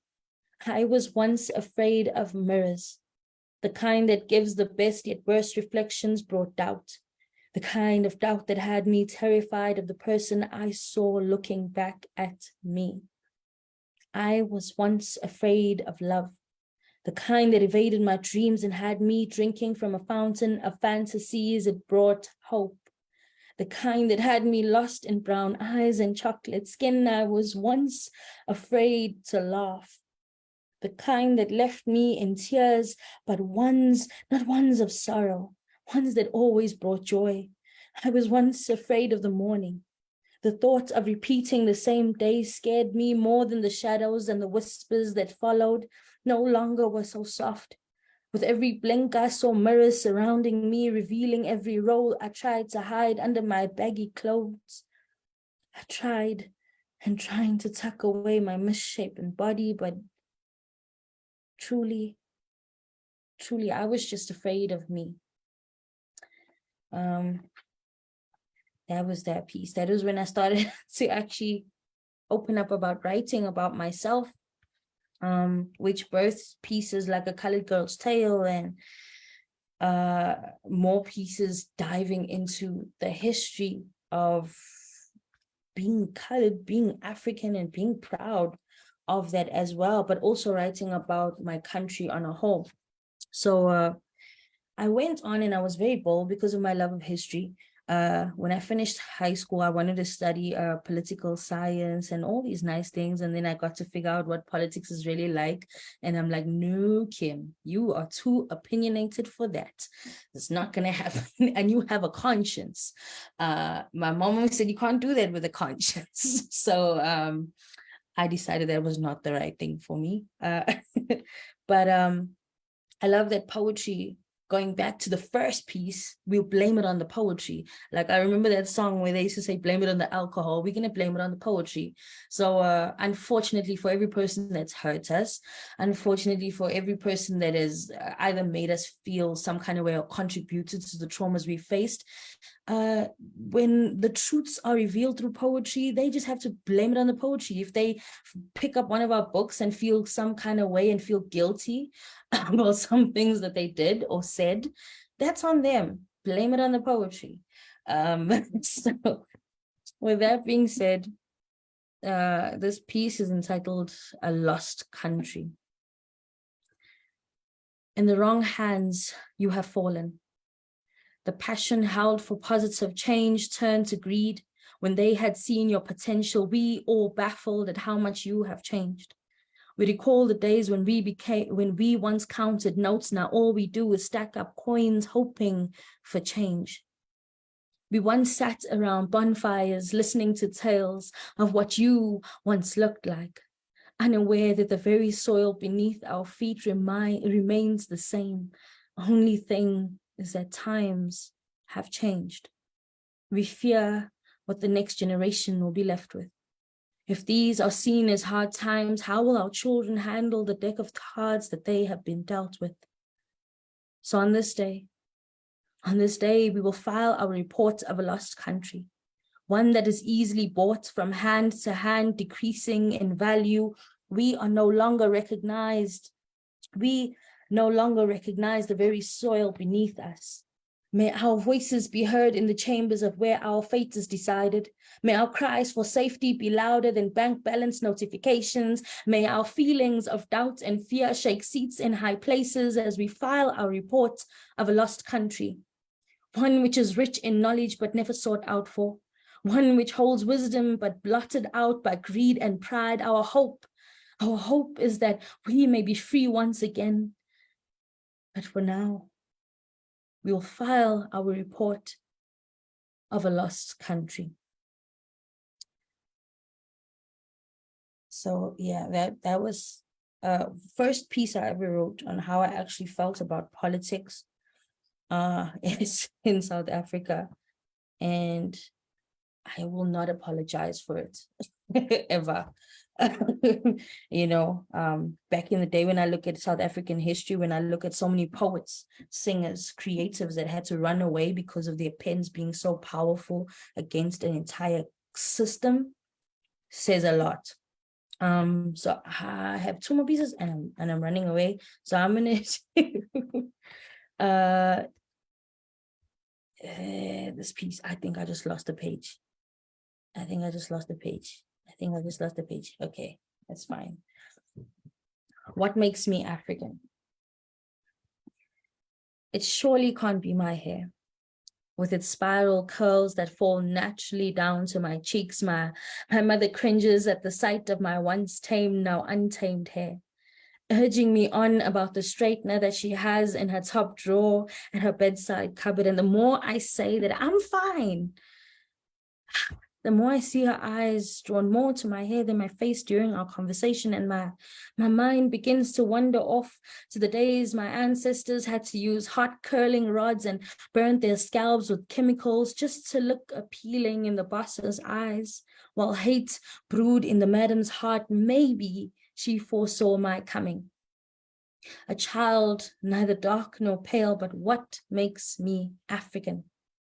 Is it the way I say Sawubona without the English accent, staying true to my forefathers' tongue, then twisting back to aware what kind to fit into the streets of Wentworth or somewhat colored community, or upgrading? So the tone needed to fit my level of intelligence in the workplace. Good day, sir. How may I be of assistance? And while I flip through these three tongues, a fourth one awaits me at home. It brings humor to my family with the way I say rugby instead of rugby, bridge instead of bridge, or fridge instead of fridge. But what makes me African? Is it my street smart mentality, or the way I eat pap and nyama at a shisanyama? Is my big body not a reminder of Sarah Bartman enough to have you convinced? Perhaps it's my name, Kimberly, not spelled quite like the place. To think of it, my father almost named me Brooke. Or is it my family's legacy of poverty that makes me African enough? Not the malnourished, crusty faces smeared across your screens like feces version. Oh no. I am not the face you felt compelled to donate to out of pity. I am the face of this rainbow nation when two worlds collided, and I am African enough. And I'm gonna run away with one last one. I think I still have time. You're sitting right at 15 minutes, but go ahead. Give us one. Okay, thank you. This was a new piece. Is entitled When They Come For Me, basically because of, some backlash with this book. When they come for me. When they come for me, let them take this God-given shell. Let them prove that words still hold power, and my pen, bird scale force, wins every time it kisses a paper. Let them continue to think that I am defeated. Let their small-minded, short-sighted, ignorant faces gloat over the shackles placed over my hands and feet, failing to see that my heart and mind fly free. Let them know that Charlotte McLake made me do it. The first Black South African woman to obtain a university degree out in Ohio, re-sparked the seed within me to thirst for knowledge once again. The mother of Black freedom freed my mind to never settle nor blend in, so I will raise my voice and tell the stories of the elders. See, my conscience is clear of all sin. I spoke my truth. I spoke my truth in each poem of 30 years of a deluded democracy. When they come for me, let them know that I fed off the strength of the mother of this nation, Mama Winnie Madikizela Mandela, the face and force behind the anti-apartheid movement, detained, tortured, banned, and banished, yet rising above with the words, there is no longer anything that I fear. There is nothing that this government has done to me. There isn't any pain I haven't known. See, if they dare come for me, let them know. Let them be sure to understand the outcome of their actions in case they had forgotten. Wathinta bafazi, wathinta imbokodo. So ask yourself if you're ready to go bare knuckle backyard fighting with this poet, because the muzzle is off and so is my filter. See, I never fear death, only its timing. But when they come for me, all fear of timing will be lost. I will stand tall regardless of my height. My voice will never be silenced, digging deeper into the shadows of untold stories. Tell us again what happened with the Sharpeville massacre in 1960.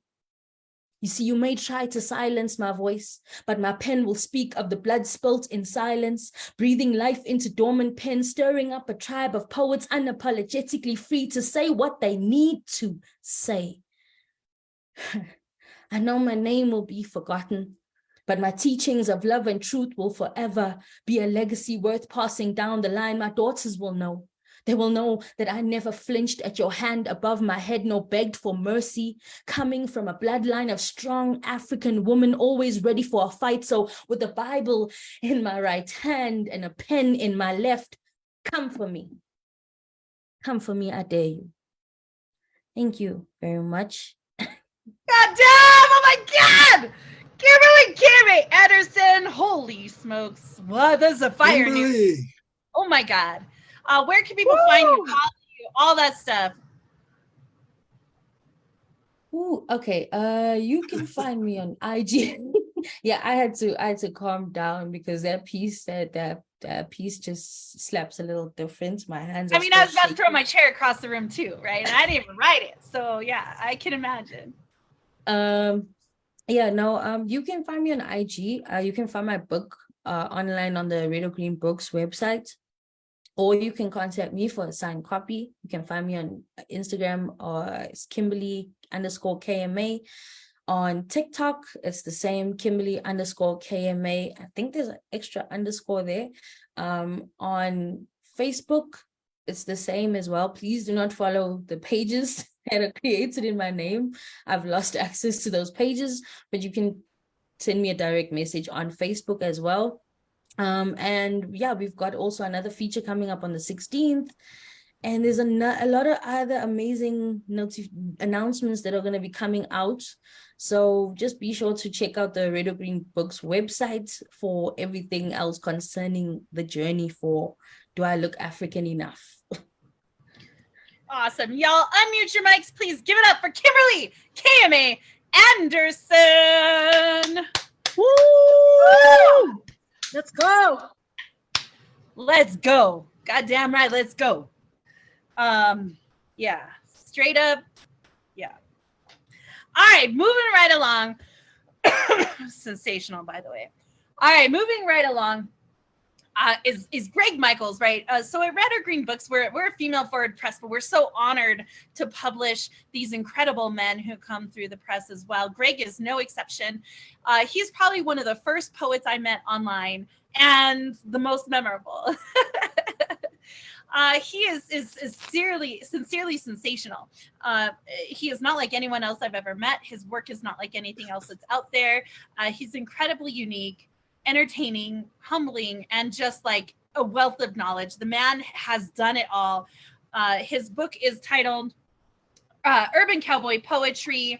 It is Urban Legends Retold Cowboy Style, Cowboy Poet Style. He is just, yeah, what an incredible way to end the show. So I thank you so much, Greg, for hanging in there. Thank you, everyone, for hanging in there today.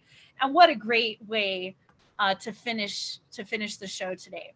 All right, Greg Michaels, the urban cowboy poet, has been an indexer, an editor, an abstractor, a librarian, a technical writer, a stand-up comedian, a professional bridge player, a computer programmer, a roof thatcher, an assembly line laborer, and a wedding singer, but never a cowpoke. Heck, he can't even ride a horse.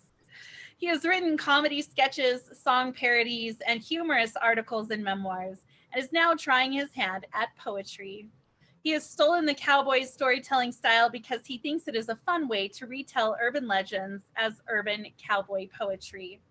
He loves traveling, hiking, playing bridge, singing, playing saxophone, and making people laugh. His mission is to make the world a slightly funnier place. He believes in the power of humor to ease tensions in the family, workplace, and community, and to prevent or mediate conflicts. Greg lives far from the range in Cleveland, Ohio.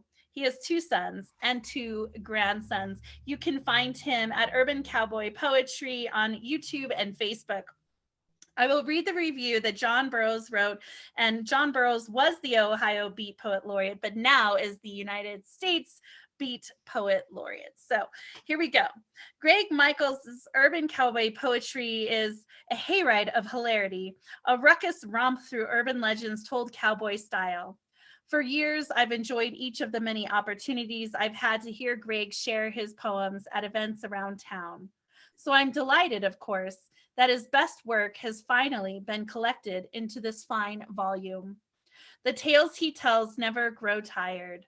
They've made me gasp, chuckle, snort, stomp my feet, and chortle uncontrollably. So belly up to the campfire of your choice and grab yourself this heaping helping of Greg's unique and joyous work.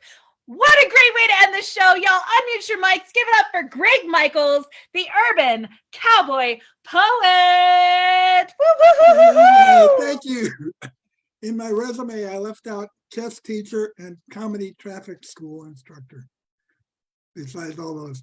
I want to thank all the poets for writing about fear and anxiety, fear and racism and depression and tragedy, so I don't have to. But I feel for them. I never considered myself a poet. I was a comedian and humorist and musician and singer, but since I started rhyming, I'm considered a poet, even though the other poets don't rhyme. But I love the cowboy poetry, but it's all about cowboying. So I had to find something else. So I invented not my own form, but my own subgenre. Urban legends as a cowboy poet. I'm going to ask if people can unmute if they feel like laughing. That's my favorite. Unmute if you would like, you guys. That's my favorite sound in the world. This is probably Marissa's favorite. Actually, like the first urban legend I wrote. I love it. Let's go. Death by Dung. Friedrich Riesfeld was a keeper at the Paderborn, Germany Zoo. Friedrich ended up much deeper than you ever want to be, in poo. His elephant, named Stefan, normally shat with regulation, but his bowels was out of step and he was fit with constipation. He'd been cared for like a pet. What was this all about? 20 tons of food he ate. For days, nothing came out.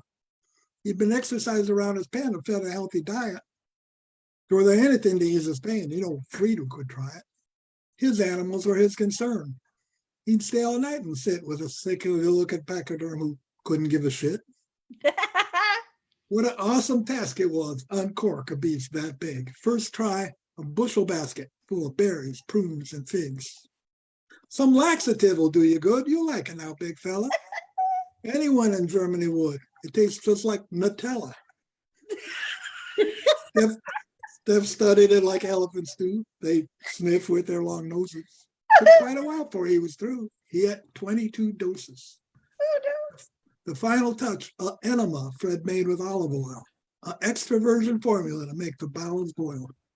As Fred got close and aimed a spray into the mammal's rear, he didn't know that, in a way, both their ends were near. Now, Stefan, stop your grumbling. I'm your biggest fan. Steph Sinner started rumbling. Then the shit hit the man. Fred dropped. Just a boo-boo, fall plumb knocked him out. An amazing amount of doo-doo then proceeded to pour out. Or no animal nor human round when Fred fell in that trap.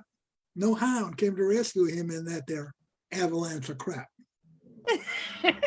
He wished he'd been curating for some much smaller species. He wouldn't be suffocating near the waterfall of feces.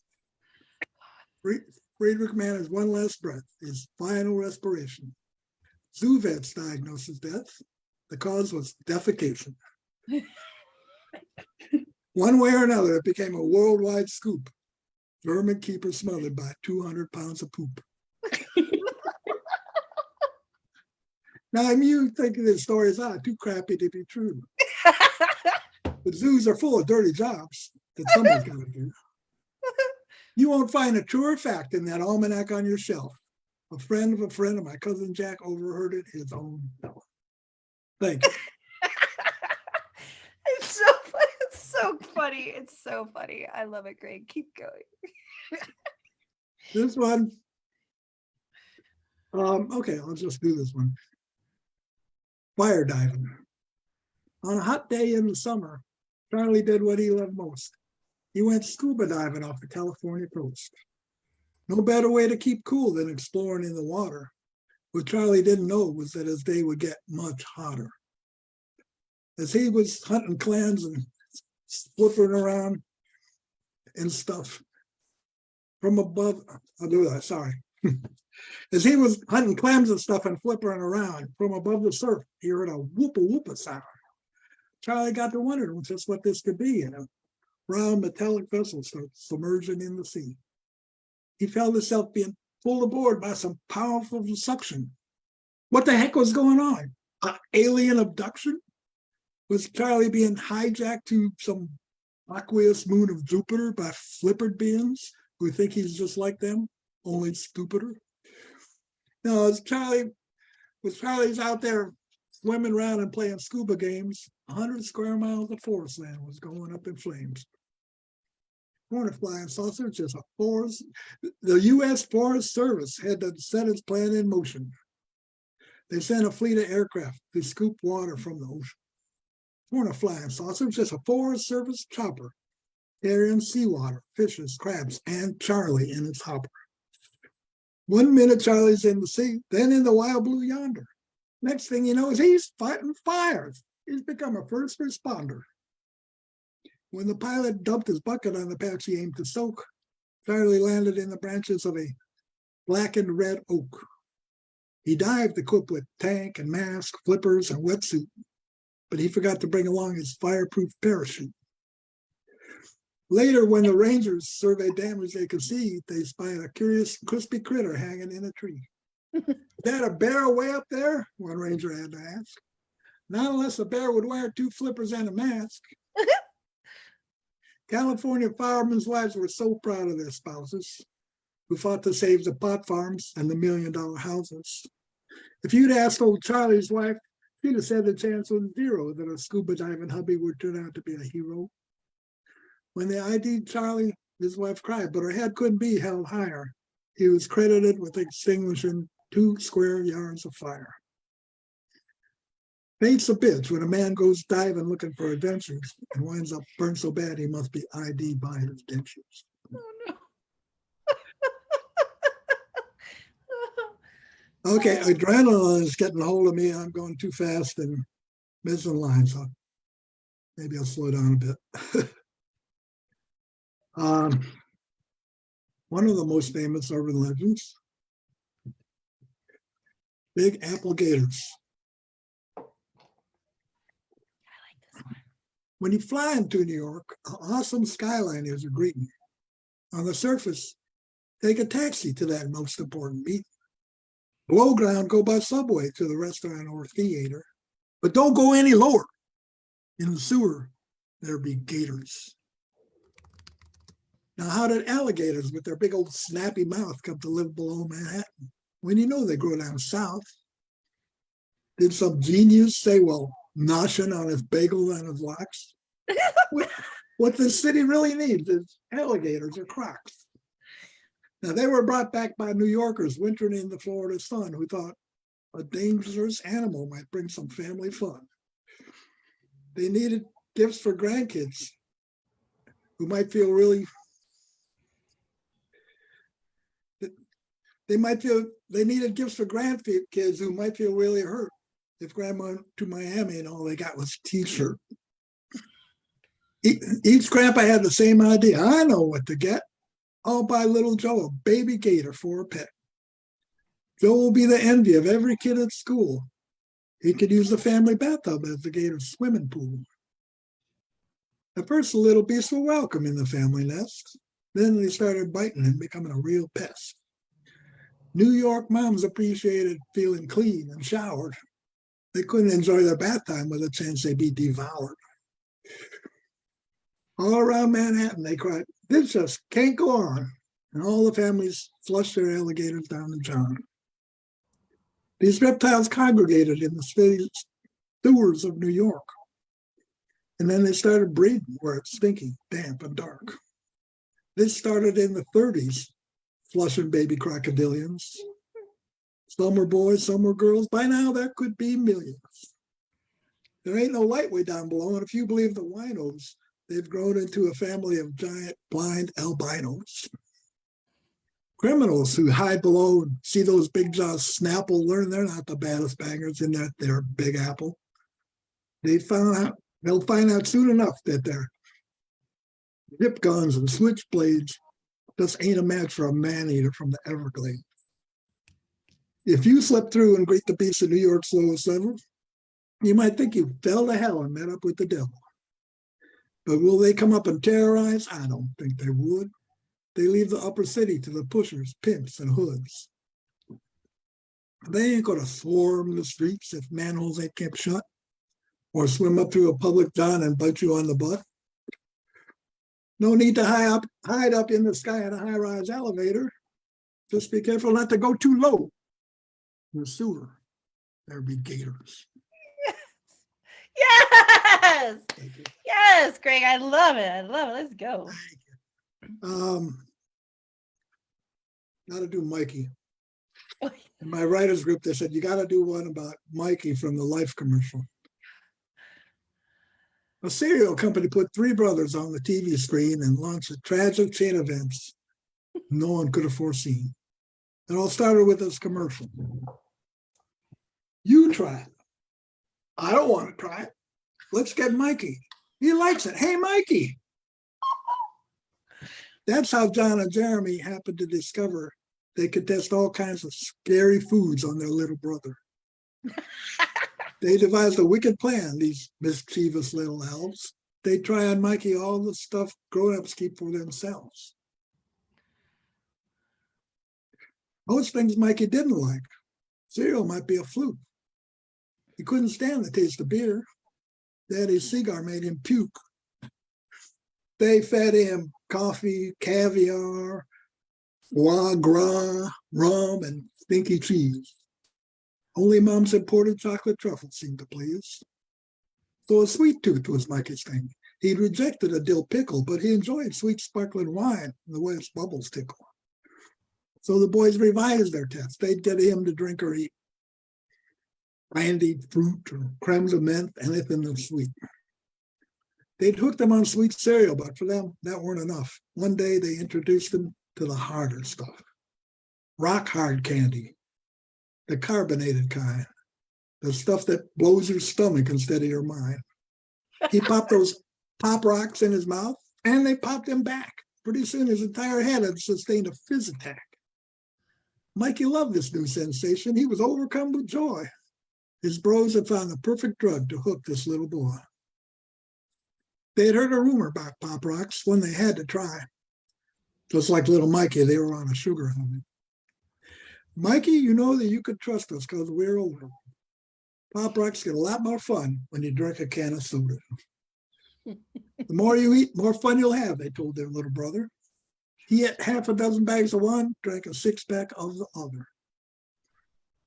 He hiccuped fast, his eyeballs rolled, he was bouncing around the room. He rumbled like a volcano. Then his tummy went kaboom!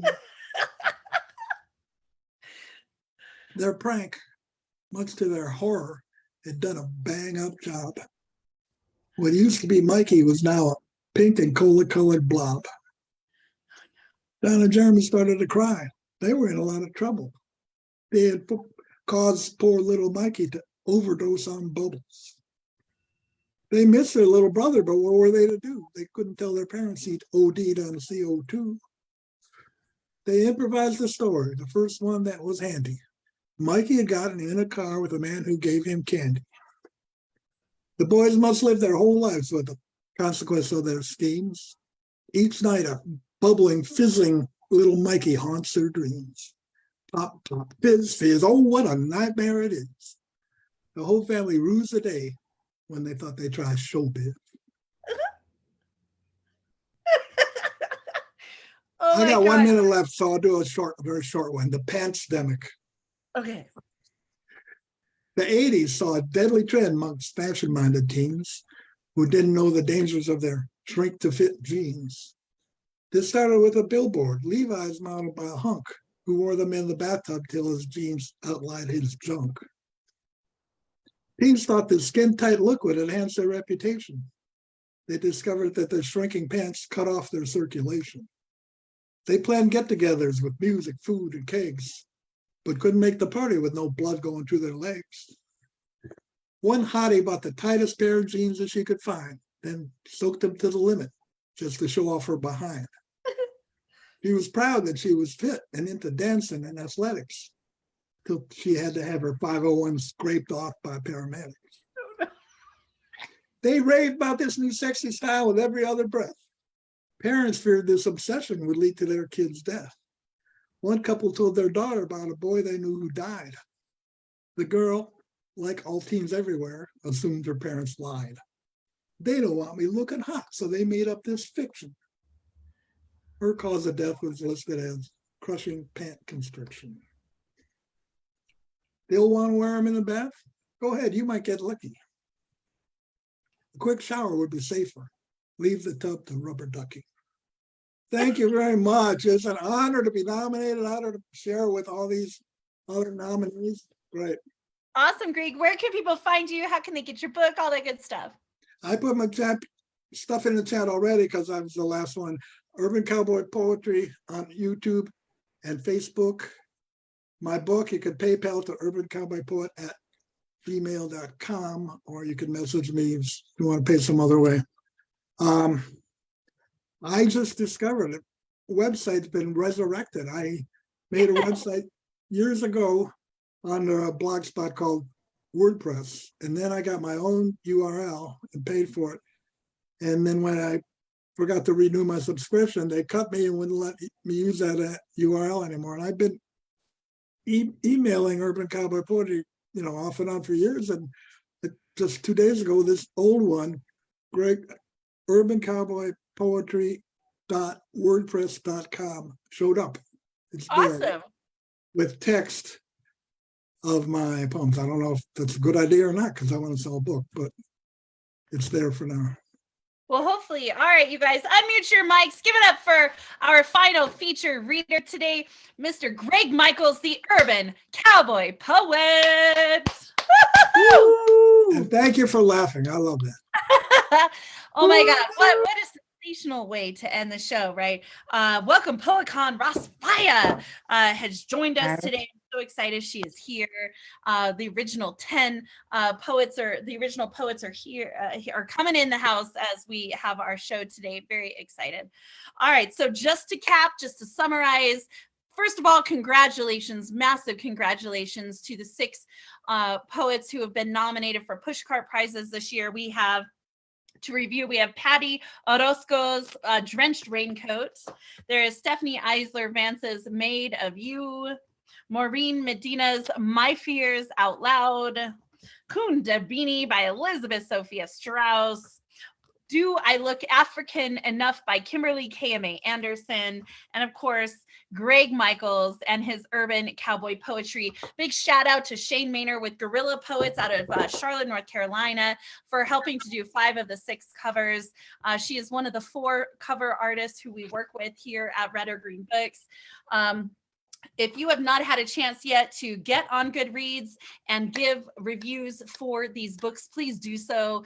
If you do not have your book on Goodreads yet, please get your book onto Goodreads. If you need help in how to do that, let me know. As soon as your book is on Goodreads, send me the URL link because I'm working with AJ Houston and a bunch of other people from around the world to help get reviews for you poets.